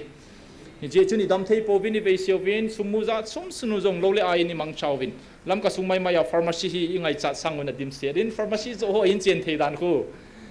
imit mo naw i dam thei lo naw ve sa cho pu phat thei na hi lo i chu na lam ka sungai in pharmacy thu bi len ta jong le i man khom diu dol chu mambaya ka chin pharmacy ko la le khat akuna khat na kilometer ngal hi ngai ji cho hospital khara khat bo si mani nga na mi gam hu chu ti bo ve foreign gam de se da chu lo ki mo cho so thei lo hi so pite ho pathin tin kho thieng ding nei de yu ve i ta sau hi ama chen na in he isu bo thei lo diu isu bo wa hi le i dam so lo diu i ki pa thei lo diu gen thei ta in khoi man dio je chu pathin ko su mang din he tiu he na je in chilai hu vin pathin tha nai izo pa thang boy jong chu testimony phata he na koi man nga ina ti lo chu khaini nga na ding ka sei jin dam do yom poi zunga na ding dam do a ho yom poi pathin thakau pathin a kun thanei na hat na chu i claim dingu chu teng le ilungil ta ka nga momong de he tia ki tep na pa will power bo to pathin thakau bo he christian te ding a thil ha sa hi lo hi na je hin so pite ho ta sa hui isu thengu nga ye first korin mama bungup chang som le ko na hitina sune na ta sa hi pathina kon na ne yu na sungu wa cheng thakau theng ho win a hi chule nang ho hi nang ho na hi lo lam hello na hi vem nang ho man ki pia cho sa nai tawin hi je chun na ta sau win pathin choi anu win so pite ho chom khali ki ho jong le na khaini mo mo ka koma nong wai le kadam lo ho jeng jong sot pi ka vet nom ji ta lo chu na nam se jiwal kam nam se da hi le doctor dinga jong ha sa hi hi chu pathin ni ti de mong ding ham mi ta sai ti thagau chu ti chena no ma sa ding ham na first peter bung kha chang sob lenga na a chu sangin na ko pau athin bangin nang ho jong nun le khanin thengun i zeni mi ti le keima ka thin se in nang ho jong thengun tina ki sune nun le khanai then diu na tu khat ve ni la chun ka chilai mun dem jing ke khat bible scholar khat ka kain sumit te khan group a hin post in hi chilai ta hi ken ka dong in nun le khan ki ti chui piti na ham tin question ka bol le na hi le ni lumina don put thei ta point zan langin English ho Bible khada hin KJV King James version ko hin sim do in a hin sun do in all manners of conversation ti pa ko in la do in na ki ho now na kampaw ho thing ta in tu pa pa bo ki sei piu na ti na yan ti do in na kion ka seyin nun le khan ai wanga version dang ho chu all manners of behavior and conduct ati so na hi ja chu ne le don chan ge ho ma hi pathian thien banga ni imom chan ge wa jong a phalo lo chi bol lo ju he chi pathian dei dana hin mundang a chi ki sengam point chilai munai seuven pathianin amang chain imang chawven pathian har nai ki sanubin tam piningol tawve je hen pathian min ka thangwa e so pite ho je chon tu ni coin register khat to ka hongin pathian in 2021 ai patsa hey safety hey green foundation kiti hi chi kids dem yang kati ni gam sungwa kham thei bol ho hi society chi jong le bazar chi jong le new bazar la jong khun open ta in number 4 ki kap taw ven sirin so muding om ta in hon in kancha bangin bazar kom la agi ovin hiti chuna na o moven rehab center chu galahung pachun gubvel in ayoven tu hin alete sachun som le get in ayoven tu kala thaong kidai le som ni nawal tan te thani masanga chu som le get hinga hitai hitai chi zomuwa hobung ho zong i thibi thibuwa itia hi gampilai selova pamale pathin ki ka itia ki dabbi ki debuwa hi lewang pharung chintin ichi theilova hi le a ho khoi zong rehab center in nei ni pharung dia he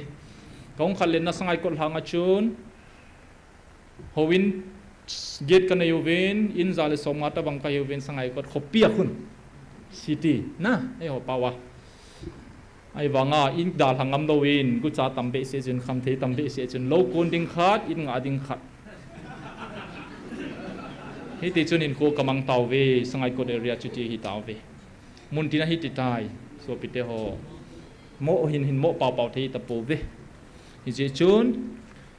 addiction ho ke ko ma hin pui je ven mi ka vela hi le mi som ni ka vela addict khi khat len ni hung zau te te anu le pa ho na hin pui je ven abang kom le rehab center ko in sat thei talowin en pui je ven operation ka bola hi jong le mi som ka bol na la mi khat mi ni chu HIV hepatitis C positive ma hi te te ji mi nga ka bol na khat hi ko matame i society hui ti chu hi ta je chun rehab center a thaguba ko yuwa ahung do wa hi le khat sunga atha bol ji je chun rehab center hon jong dan atha siamovin thaguba ding hing ta po ikum khat khat sa te te di he tiovin thakara sang li la loi sang gup la loi chu pa le ne de cha extra jong pocket money di pe na lai ding now don I don't pi dingu suni luma campus ai hoi pi dingu na ken babysitting daycare center he gati je chu inai su boi sanga ka ki koi ong pa le beb hi tho hi pathen thagau jaw lo chu lo thing lo hi ja chu ke hon he safety hin chin ka bolovin school ka chiwin school ka chi ki ruwa hi le hepu school a jong hi class masanga chu class 10 chan 6 to 10 target ka bolo le 9 10 ho chan khu mi za khala 30 to 40% in khainia mo mo ta chu je chun ka tha nom taw bovin 4 apat 8 to ka bol tawin class 6 sim la ya jong khaini mom pan jong mi da lo itai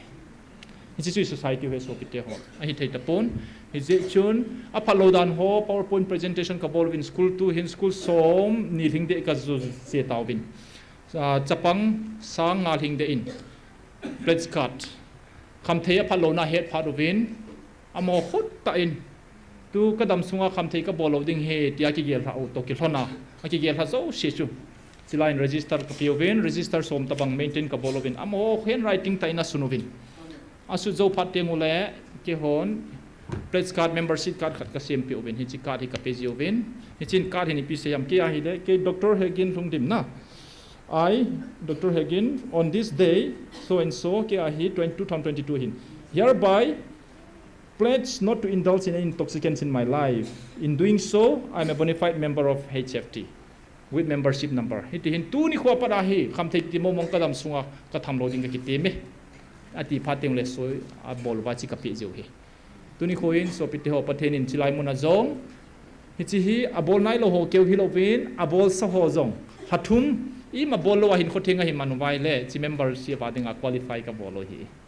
tuni khwa pa ka ngol pa de ti wan jo ki ta san nai lo hi hathum trial ki bol zia na hathum ban ka thing mong mong tai bi pha le right ki pe chu so overcomers group ka tiubin tu ni kho in chilai mun a hin tu masangin jong mi tampi ding do ove e ho chilai mun awang thakhat hin ngol zo ho jong aji chu ka ta asane thakhat hin ngol hon zo jong pathin zalai ngol zom diu ka ta asane hi ji chun pangkhom hi tiubin kham the hi do khom dingu ho bung tinai sei dingu I fight khom dingu I future I cha teu event deu hi pathin hi chi sei dingai din do sa hin tu ni kho hin ahan chapanga di bo hilo ahan ate khanga dinga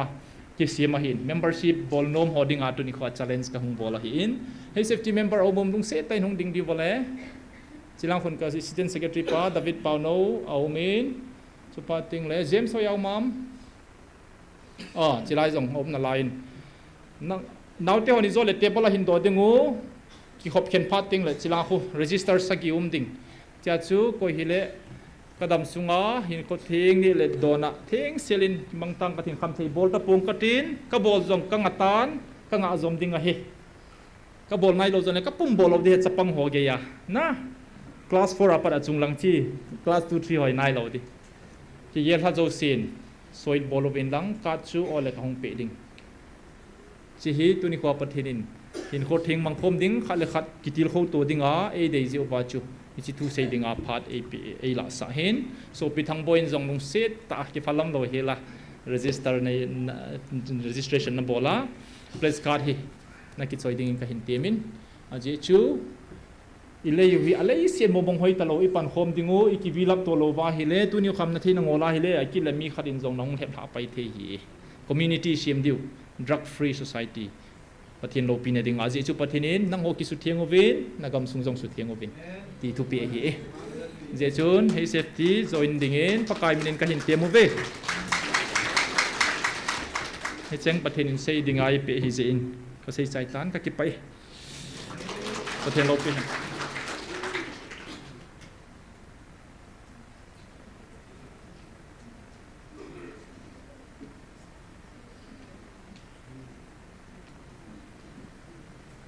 Hallelujah.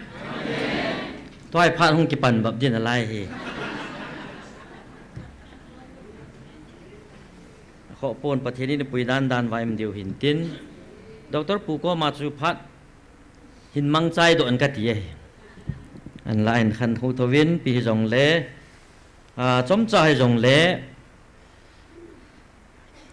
Chang khat chang nai ki til khau diu pathin wa choi la isa diu tauna iman diu. Chu ka hin go dan hin tin aji chu pung ni hung wal ket le ni la kai khom ho jong idal nom diu ji chun phat so ta jong la ding go dang ka tin pi jong le tu ni chana pathinin dam na pi wa inam pum piu hi ki tei mo na le ki sei sit na le ki tei tom nan phat hoi ji jong le pathinin ai thu pi dung zui wa ni kho zaget le som gup le nga chan ge pathin dam na ipi ji win ama sapen ten pathin thang vai num han lang lei sit chung thil so ho I ve na hi le ba noi le sit boi dan hi I het so ke diu ka ta sanin amuna gal hi aping di in amuna wa noi in avet USA te jong ki hom tho ta le ki kum tho ta hin wa noi pum pe hin sei lo ma khai sei vin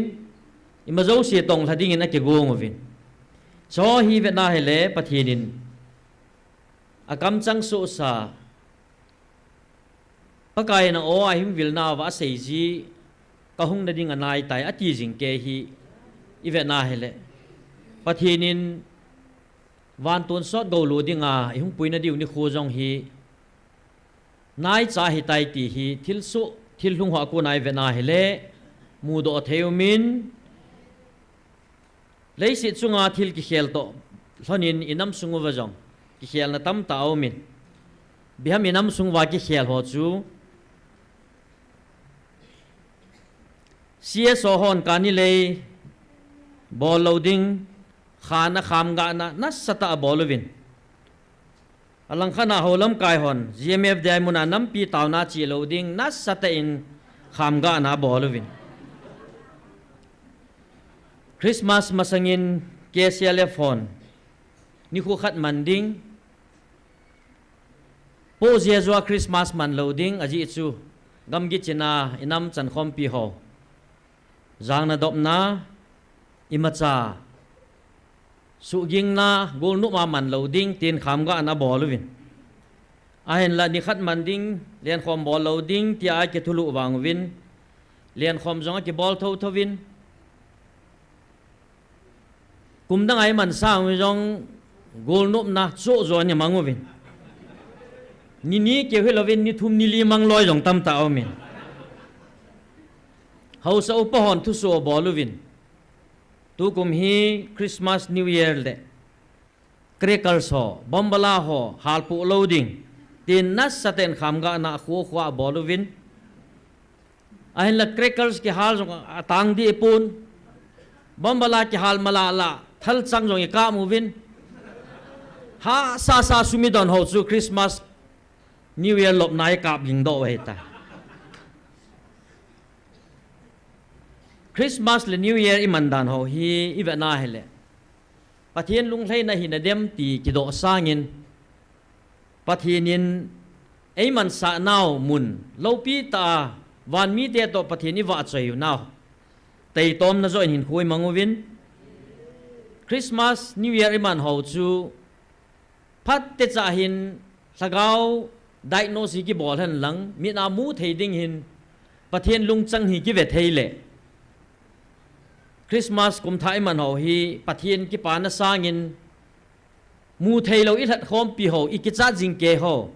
thila ho ki pa na zo ding ka ta sanin pulpina GMFDI muna pathian lagau tu phun dem na hi thu hing pen dan in om ta in Ading do sunin chilai thu saya hele mi pia lip su jin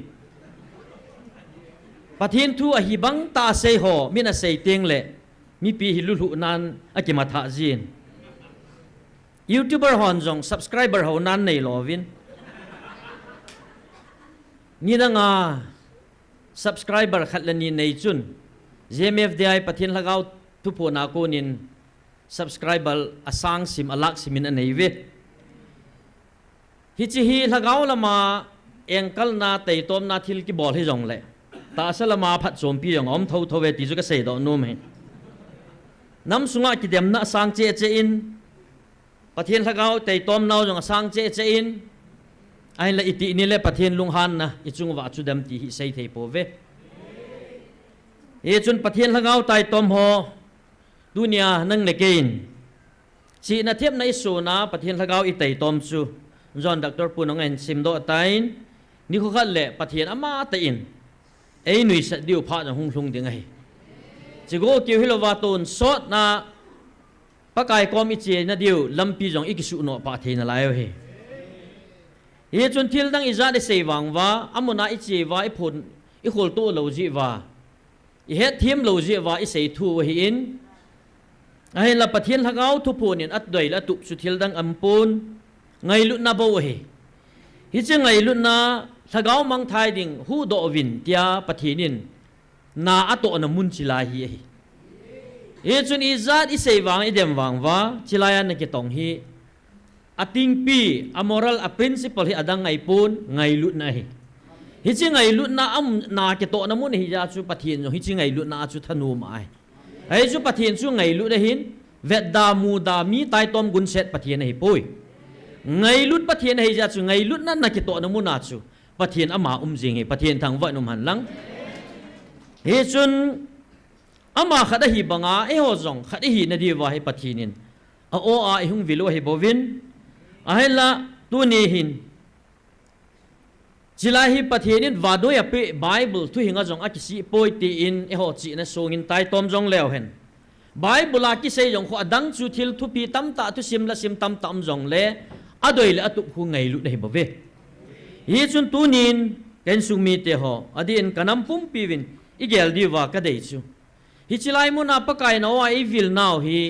inam pum piu hi ngai lu na atun do nom je hung vilu ei bovin hi chilai ya thil ki bol na ki tong zo se jong hi ngai lu na hi chi ngai lu na hung kon do ngai lu na nei pa chu nazra jesu hi bove hi chi nazar jesu minan na kitong na mun chu nangin na tei to ma hele mun danga jesu na min pha to hilaya jesu ki min pha chu achom chom he na tia hele na ta san na ki khul tu dingen ka ti me chilai bunda bible thu yong azui ta povin bible chom khat ki sim do ta ve ti hina sa ta se we a ki sim pun dr heginin pakai o cheng ho compile bola mitna imuwa khonai tham vai sim do the ni di wa hi le khabua chu hin bol do a keiman ka hinai ki chu bo hi hi chu bible to akikalna aumpun thupun iti wa hele revelation bible la revelation ko hi sa ji vin thupun na pe vin thupun tha kha anei ta ve atiu le kilom ta so hin dem jiu hi ai la tu ni khat ve nong doctor punang e hil chil ta vin mi kha to ke ho na thuan sei ta chun na e ho chun pakain awai vil naw thu apun do chu isim jiu hi a chu thupun itiu le bible la revelation thupun thu na hi sa hi chi thupun ki ti hi doctor punang a sei ta in pakain invite invitation zo chu invite a bol now thupun chu ninunung khang a thilung diong a sei chai sa ma thu he bo chu tua hi tu ni a pakai nei vil na o cheng hi tu le tu ai man cha diu teng le tu khang ai man cha diu i man cha to chat wa le ton sot ga ma jong i hlun na diu o cheng ngai lun o cheng ai ko na bo chu ya chu thil dang tang to sei ka ma nil kal na te te dinga sei ding in jong pha ka sapun ta sal helaga wa gali zo thewa pakai in milung ta te milung lo chal te chu gal to ki to chat ning ki ko le phan te ti a thil ho agon to chana dunia nang le ke milung ta te chu ilung ta da no khat vya ka sei ta chu la GMFDI muna khu ichi lowa thu pon khu ita san lowa hele da mun chi di hi yong le da mun chi di nga ki gel sa kai tai ti wa noi lei se na koi ma da mun chi di nga thanom lo pi ai wang ai chilai pakai o a hi ti Nazareth Jesu na nakitong a hi ti phon do ding engkal na dana chu damunong chi ngap cha te hiu hi da banga lo chal lung chang ta te chi hiu chu ya chu pathin i ho ta to chana gal in koi pi wa le galum ti lai chu veleu chu hoi tan veleu chu galum lai chu 20% ta bang hi akitsa azama mizoram jong galung o mai chu na India pumpi ai ke theu chu 80% ta bang chu athanom na lai chu na galama chu mai changin dal yeng chu thalong pulawa galmun lang thei jong o me ave gun se da i thanop dan ti za no mai chu hi ta bang nam mi te chu hiu chu ai le dunia hi pakain mi nam khat chi khat ki dal te nga hele a ho pathin ho jong ke do je tiu chu na ya chu gal him til do apang hi chi satan pa sol cha thil haleng ho chu pakain a hin kan choma chi lai mo na a to gon zo siu hong ki phun do sa hi chu hi chi chu ila theilo i pom theilo chu ji ai tu ni chana hi i boi da no hi iki cha je wa chu aji chu thila leng ho ake phong e thila ki cha te je wa chu hungam lo chu ka ai ma pathianin alo pi phon do na dinga pakai la cha te ni man cha i keng to noi wa akui chu i vet sa wa i chut kha sa wa evangelist te ni aman cha a hal na a su eng se don chu le na so chu hon mu wa ki pa wa hallelujah praise the lord ai sabu chu ai ba hung lo ho ki chao a ki cha je wa khu hung lo wa sai di he lo phat wa thi ho te tiu le cha hui su tu hin ai la thi ha kaw si ho sugam mi sugam ho chu su mang na mun hi su chelai amo na ki cha cha ho le mi him te sugen thia sagao a ko na mi him sunga lu na mi sugen the ho chu ki su eng sit na mun hi je a chu adolal mi him la sa ho jong tamai su sia hi ha sa sao hin ipi hi jong le tu nya hi cho jong si hi ngai lu na hung ko na hi bovin bible chang i dei lai hen do a chilai pakai na oi vil naw mun che GMFDI muna pathin o cheng hi dema tai tom ding thu hi pui i chun thu phun October tarik gupnia 2025 October tarik gupnia thu phun in ipi seya tunin napau keiman ka ngai lut zala ka cha te ka ngai lut na ko na hung kon do thil hi bove ti chu tho jo si wa noya dinga ka thu ka pi hi chi sunga khu achung nung pe na keiman ipi ka koyam thu do an bol ta chu Bible hi chi khachi ti wa ampoi ome ti wa Bible chang la do wa ikini le le wa ki se tu le le wang wa pakai no cheng ta sei anangai phawin thu ta a chon jong a hinai thu ta chon jong a hinai thin na jong a hinai ti chu thu pi a hin jong a hinai ke ma lung theina dinga wa choi la sa jong a hinai a hin ngai phawin a ti a thu pi pen le a pi pen chu hi chi a hi ke man ka ngai lut na hi nang ho dinga a thu pi pen a hi bo ve ti wa noi a pi le khabu thing jong ko ngai lut na pathinin izung kho theina di wa aman mi som level aman cha anazi sa ama ngai lut na o cheng ma mai bo chu dunia nang le ke ei vil na hi tu khanga ding le ton sot ga mi lut theina di wa chidang nam dang te hilo e ho nam le le adinga ngai lut na khon te a ngai lut na vet sa na laga wa o ai ho pi naw hi tunin wa noi pi Bible to ke kal na impon pakai o ai vil pau ama ta in jong wa noi pi le khabu mangcha nei ho pi jivin tu ni chana hi pastor pa ko na ka hin la do chu mun zale som ko ai ho piu tas 190 bung ai ho piu tas chi chu pathinin wa noi api athu chu apal ke a apei manga mangta hi vina ti lo pia ama ta in jong aman chula pathin thang va no man lang chia chu hi chi ngai lu na chu imu chin te di vai pathinin to gon ane hi bo chu ya chu pathin chu ngai lut pathin hiya pathin ngai lut na chu namu chi na na het chi nai le hi chi pathin ngai lut namu chin ho chun anam zong angai lut te ding chi nai dunia nangin pathin ka ta sane na tia na nam na ngai lut thelo wa le na pathin ta sa cho hleng ni bo chu dunia hang san ta ka se ya chu koi tabangin nam ka ngai lu etia le pathin angai lut masat ngai dunia pathin ngai lut na he phalawa al he ma nam ka ngai lu ti inam sungwa lam kai atam ta je na mui boi lam pathin ngai lut na panglawa nam ngai lut na chu pan na be hi aje chu ngai lut na di ta lo na chu pathin lo jinga ngai lut na na chu pathin mai ya chu nam na to ti chu nam na ngai lu na hele na lung sunga chu pathin ngai lu na chu na vop lawa hele pulanga mit vet dinga mi vet ding le min pha na in sa mei dinga chu nabna na to lawa hele tu nya hi chi nam nei pa hi na chunga lung phamo dingai chi to banga chu ngai lu na pang lawa hobung nai to gam pha wa hi hobung sunga pathin lagaw vil na thei te lo hel na thei te lo tin hai chu ya chu ho bong thagau mang thai ding tam ta kim gam ta ai le tunin thu do khat ki bolu ti nam sunga ho bung tam ta hi koi bol hin te phai tan ye le han na i nam sunga wa ho bung tam ta chu hi chu ho hi koi hin phu do ai de ole pakayen na nam sunga hin ho bung khat le na ki doi po ve ai thei le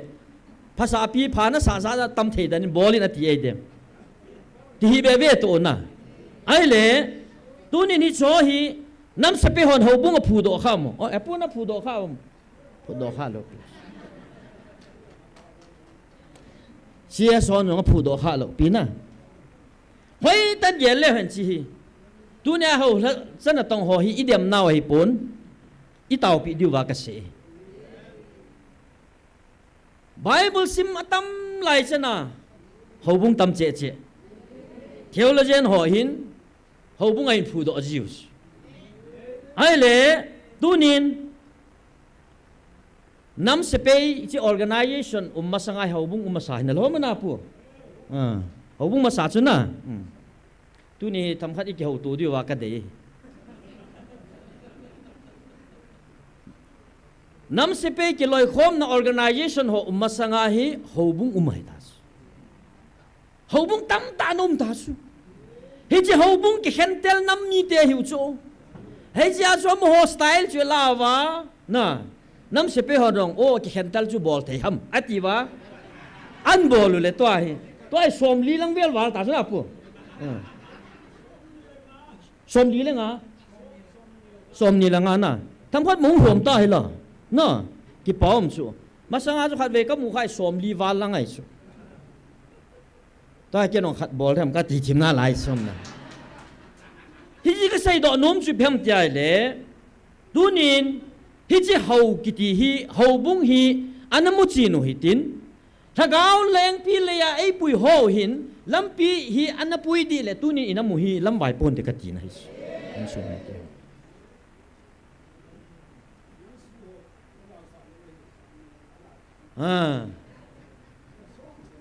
som thum wal di tas ipu pau jong tambe sa bui tas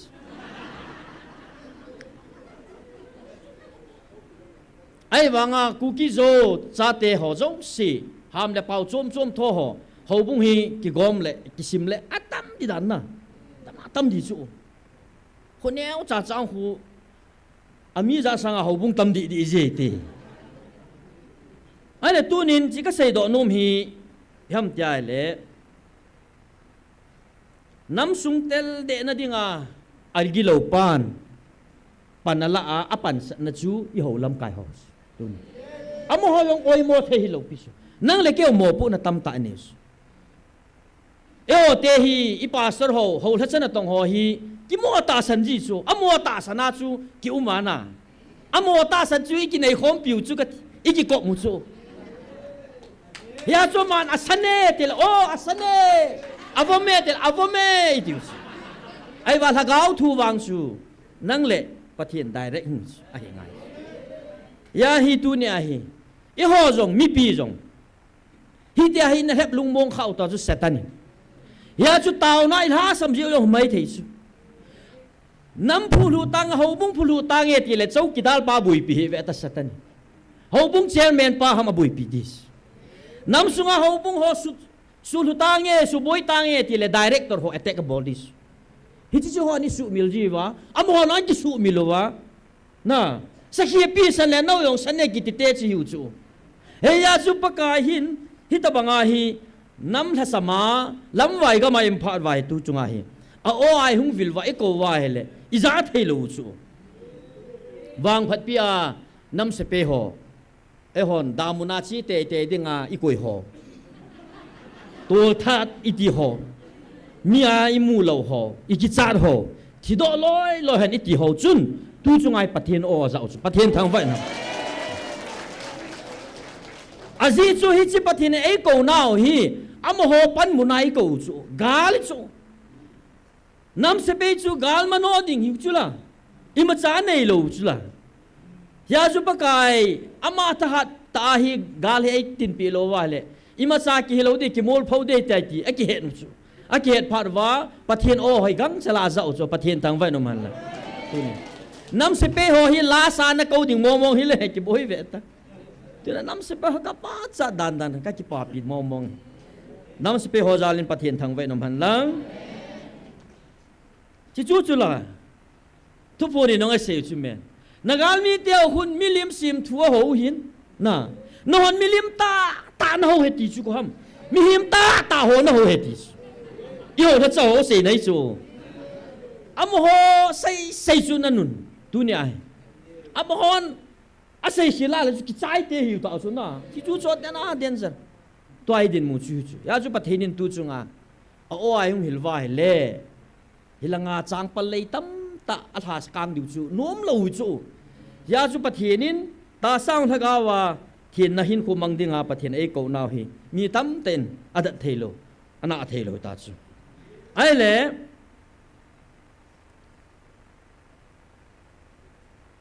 hobung ki hentel na ho jong chu to hi ipi ti tam pathin process on process hi chu hobung ki hentel gam hi chu khát rong hậu in na chi thế lo hậu thắt chân tông hậu rong kitu a tao na man thế lo piu wa sopi khát rong piam thagao thua chu kimat thế lo ki chu na doctrine chom ki zui gam ta chu a bible khát chu ki sim khom tho ai wa doctrine chu chom ki zui chu na ai le tua hi ipitiam tia ai le pagain oa hing vilwa pana hi inam sungwa hi thil ki khel chu ipiham tia le hol hachana tong ho nidanga ki dem to ho zong tua hi hung pang khom taw su chilai tu pun dem na dinga na hung pang khom wa masanga hobung sunga ai mumil ho na hobung a jong pat la be se lo ho jong chu GMFDI mona pathian lagao tu pun dem na dinga hi pole tia nas sata hobung a pan lang mai su ka he na he akilula be se lo ho ta hi na when hobula pulpina pi thu ki sem ti ngai hong ji ta na ale chilaya dem da thu ki se la hi so a hi ye ti ven ten support ve taw ai loi ta bang sui de ya idina chi pian sei de ki so ipi kan thei dem tim lo ipian sei de o ti chui jeng chu boi ta chu tu sei ho yong boi thu ngai ho yong ki boi gam ta ai wanga aki hau thei lo ho jong hi chilai dem na ding le ta na ding le bu sun neo jong pha sa so ke yu ki tu chana ki lung to chana pha sa so ke wa he le pakai jin hi chi jong chwe hin man cha na pum khari hin na diu lampi hin sim jong mai thei sei thei lo bathin program ki sei thei lo thakana hin dem khom tiang le thakana a hin ta san pha do di ti nai chu na tu nya pu pie sin la hoi ta han sim do ta sila sila ya ti adem na hin pu do ho chun to hi la itiang ngai ta di vem ka lung dong hi si don bun na di nga chu am honong la khat ma man leng ling le lo wal chun boi di dan ta ki pam da chi to banga ju pathin ni bol mo i ma cha nei lo ti nai chu na hi chi la nga gul lim jong chu ata san ho ding a dam the nei chu la chito banga chu tu nia chilai mun dema na sata thil bola akilung to naw yong hi pathinin nampum pi kilung to na dinga pakai oza khom thein dinga alung jong a hin gop khom thei chu athin le thinu alung le alung a hin gop khom thei chu na zani ni khwa chu em songgil isia ho muna ho in muna launching of gamsung mission na kibol sina mu kha ve ka kipa dan su jwa chu sie so ho ho lam kai tam ta nam lam kai ho zo si ki mai gamsung mission ti kuna bol ham wang su ke pon en la mo program hu ka ve na hele KCLF ho to gu na nuai ding ka ging sai na ki pa ta khat chu chi tau khom na nei chu ki pa pi te ngai he ji chu pathini i taw nau san he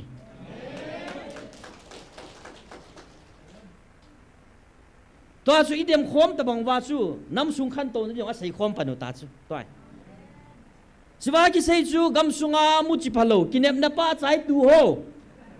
so su mang ding thieng ham adang khat bol ding ti hona plan and strategy simu chula pathen thang wa no man lang ole ba GMFDI Taona ne ho ikipa pi ve te lung hang vina to gun ho avohai ki divam kai ai la ka sei nom chu hi chi mi sonong chu na ma dinga thil pata chu ai wa ai chi mi sonong chu ngai lu na pan lawa le phachum hi ve ta Taona min hi pam apan lawa le phachum hi ve ta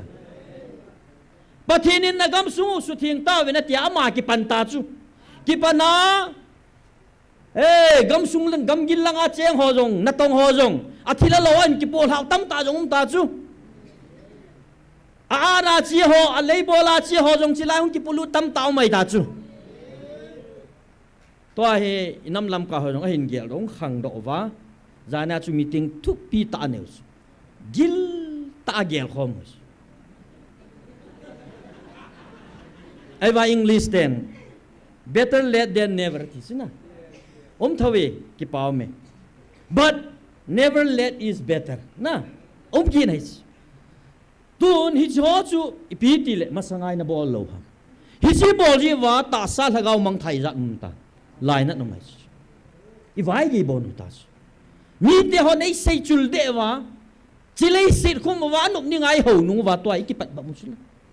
i ho ma sang wa chu pi bol wong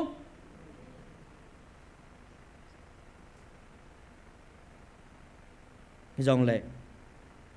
tu la ya hậu bung in bui piu mi him khot a hậu in ki so bui pi vin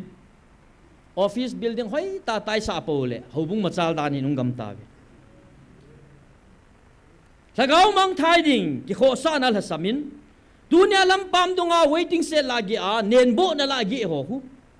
kui ho hap kui ho bung am khat member te te di su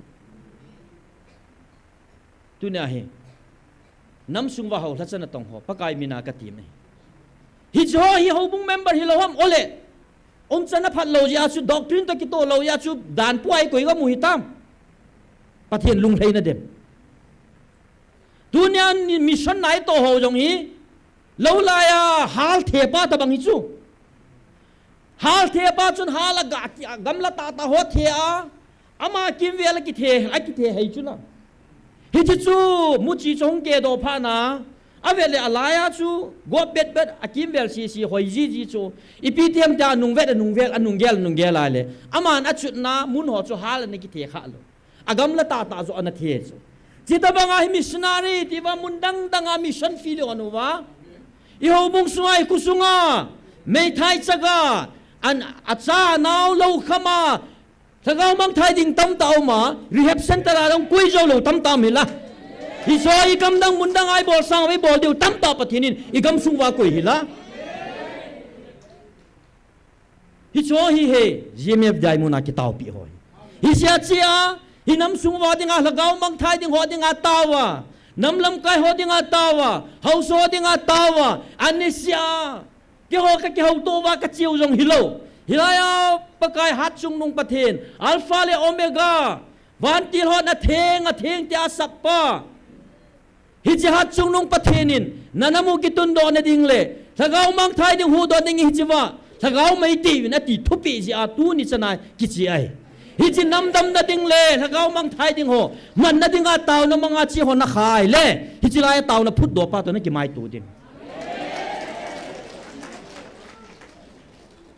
ya cho ho bunga pathin thui seu pakai jesu minimin phao awa choi lai sao pau to hijilaya ki se ki phong pai ta khadi chu ne het thim lo ji ai bui thu chu ke ho ka chiwa ka pati buwa ka filu wa ka tu wa ka ta san wa ka sung wa che ngai ta chu hijiwa hin tu hi ho bung tin le in sung tin na hi so lon le teng le inam sui pat pa banga lun di chu hi chu zo pathin program tu nei chilai muna na tong hi thilaleng ho lo pisu chule nangin hoi la ham khat serem pol noi ham khana alam khale ECT noi ham khana ata ti hom khat noi a certificate na nei chungai ki ji jesu chu hi lo pisu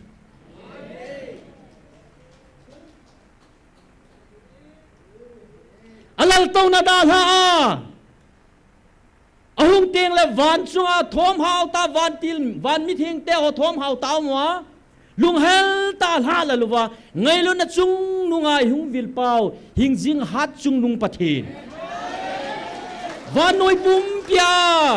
ama tu hing kizil mon institutions seminary nei zo si pa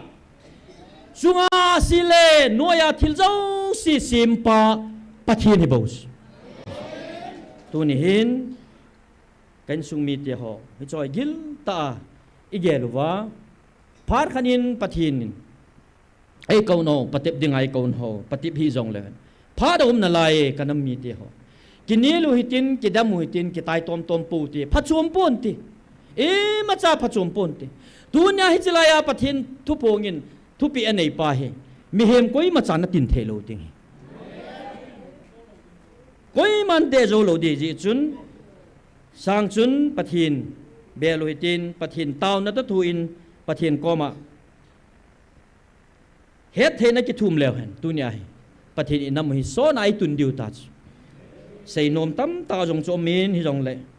tu ni hi sei bang chun pha hi hong ki bichin kha in ni dang pha dang le se hutin tu ni nam sungwa de dia ho thachana tong ho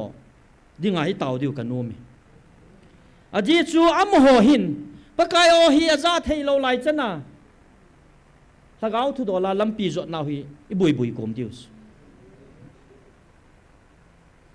ji chun la lam ka hon la an hol vin lang ti le kain sung mi te ho chilayan hung ji in hobung sunga khu sunga gen thena tum tam tai to ka he to jong tu na lai diu hi ai la tunin mi hon hobung khada bol do gun hi tan te tia gial jong om ai wanga thu phung pan na hung po lo diu hi ka hobung su na ho nei bo vetis ya chui lung sung wa ma ho in ni phu do pi hu ta bos ya chu kau hran chen tum mi te chu hi ta ji chun tunin kuni za di pi se jong le a tha jong ai pun tunia phung pa leisi na hung a jong ama no ana tu sai cross le chan ge ya gen the ha sat na na to a mina chila na sit khum sai bo ve tunin tunia ai pakai pa ni ato le azo chu nang le kem ito wa pakai mina i pan ting le pathini ni khu ka le gal zo na i bi thau thau diu i chun hadai po tin khale khat zo ki taw pi utin ki suha leo hen pathini ni khu kat le i thu na wa ko nai thun se pathinin tunia hung pot hi vin ti pa hi tunia pot vin ti a le kha so thu pi ne ya thu tan ho hi tunia hung pot hi vin ti pa to ki mai tu diu nang le ke ki mai tu pi diu ai poi ti chui sai do nom hin tin hobung pakain ke khat ka hi bangin ho zo siong khat hi vin ati banga pakai that cha ho lung sunga pathinin na to a ama khat hi bangai hong khat hi theina divin tau tin ting le nam sungwa krista sepe hang santa inai theina divin jong tau hu tin athum na acheina a nam lam kai ho nam sepe ho ting le CSO ho lam ka ho ding jong tau hu tin tunya hi chi pakai o ta sana pakai thupi ni na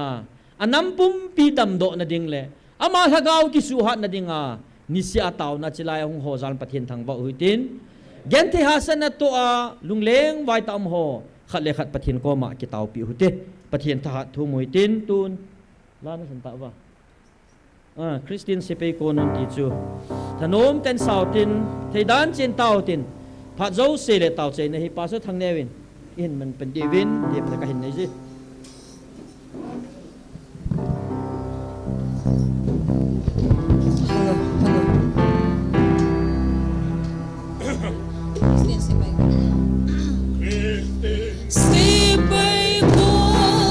Sa tin TV sa sulam zingverve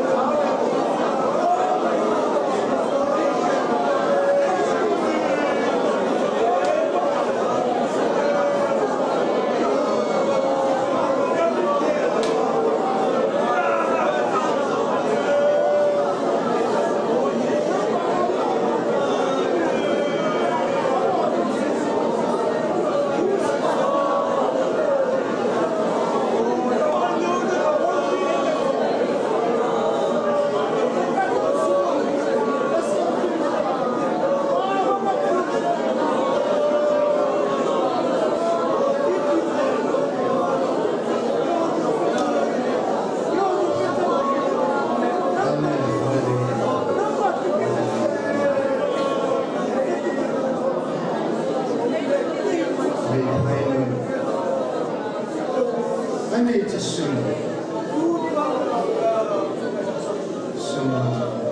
be be be ka pa pa tu ni it's like mona amun thenga kanam pum piu him la thal si na ho sat na ga sa ding la ba mi ya ga sa ding nei ko now tu ni san sanapati nei thai ho mi ya ko na kile sa lo ba ibu kim lo ho mi ya ko na kile sa lo ba nu na sa pang ho mi ya ko na kile sa lo ba ti Hei kami liu mangsa galai sa pi simaba galai so pi pati namin tinggal thapa ni ini thagau ka kan sat pom now kim kan zo ta win sing ni kwang sat zong ki ding namin ting da pha humin na lat sa ho nei kui kwam ki ta bin ti na pan pi na ngai sin hong tau be pa pati mi ngai lut na pa gai je superstar me dong sin na thagau ting ki thu pi na chun tu ni lai na tau ten cheng se le online pang ho zo se le annam lan ago de sunga tu la tu sonin dat tai long lovin ka chung se ba thagao thing ka sum ba che gi tu le thagao ba halna thagao ba san hau ki ho zo se sunga thila thil chung nong pe pathin ngai na chu ka chung se ba atun sonin chen thing ta han amen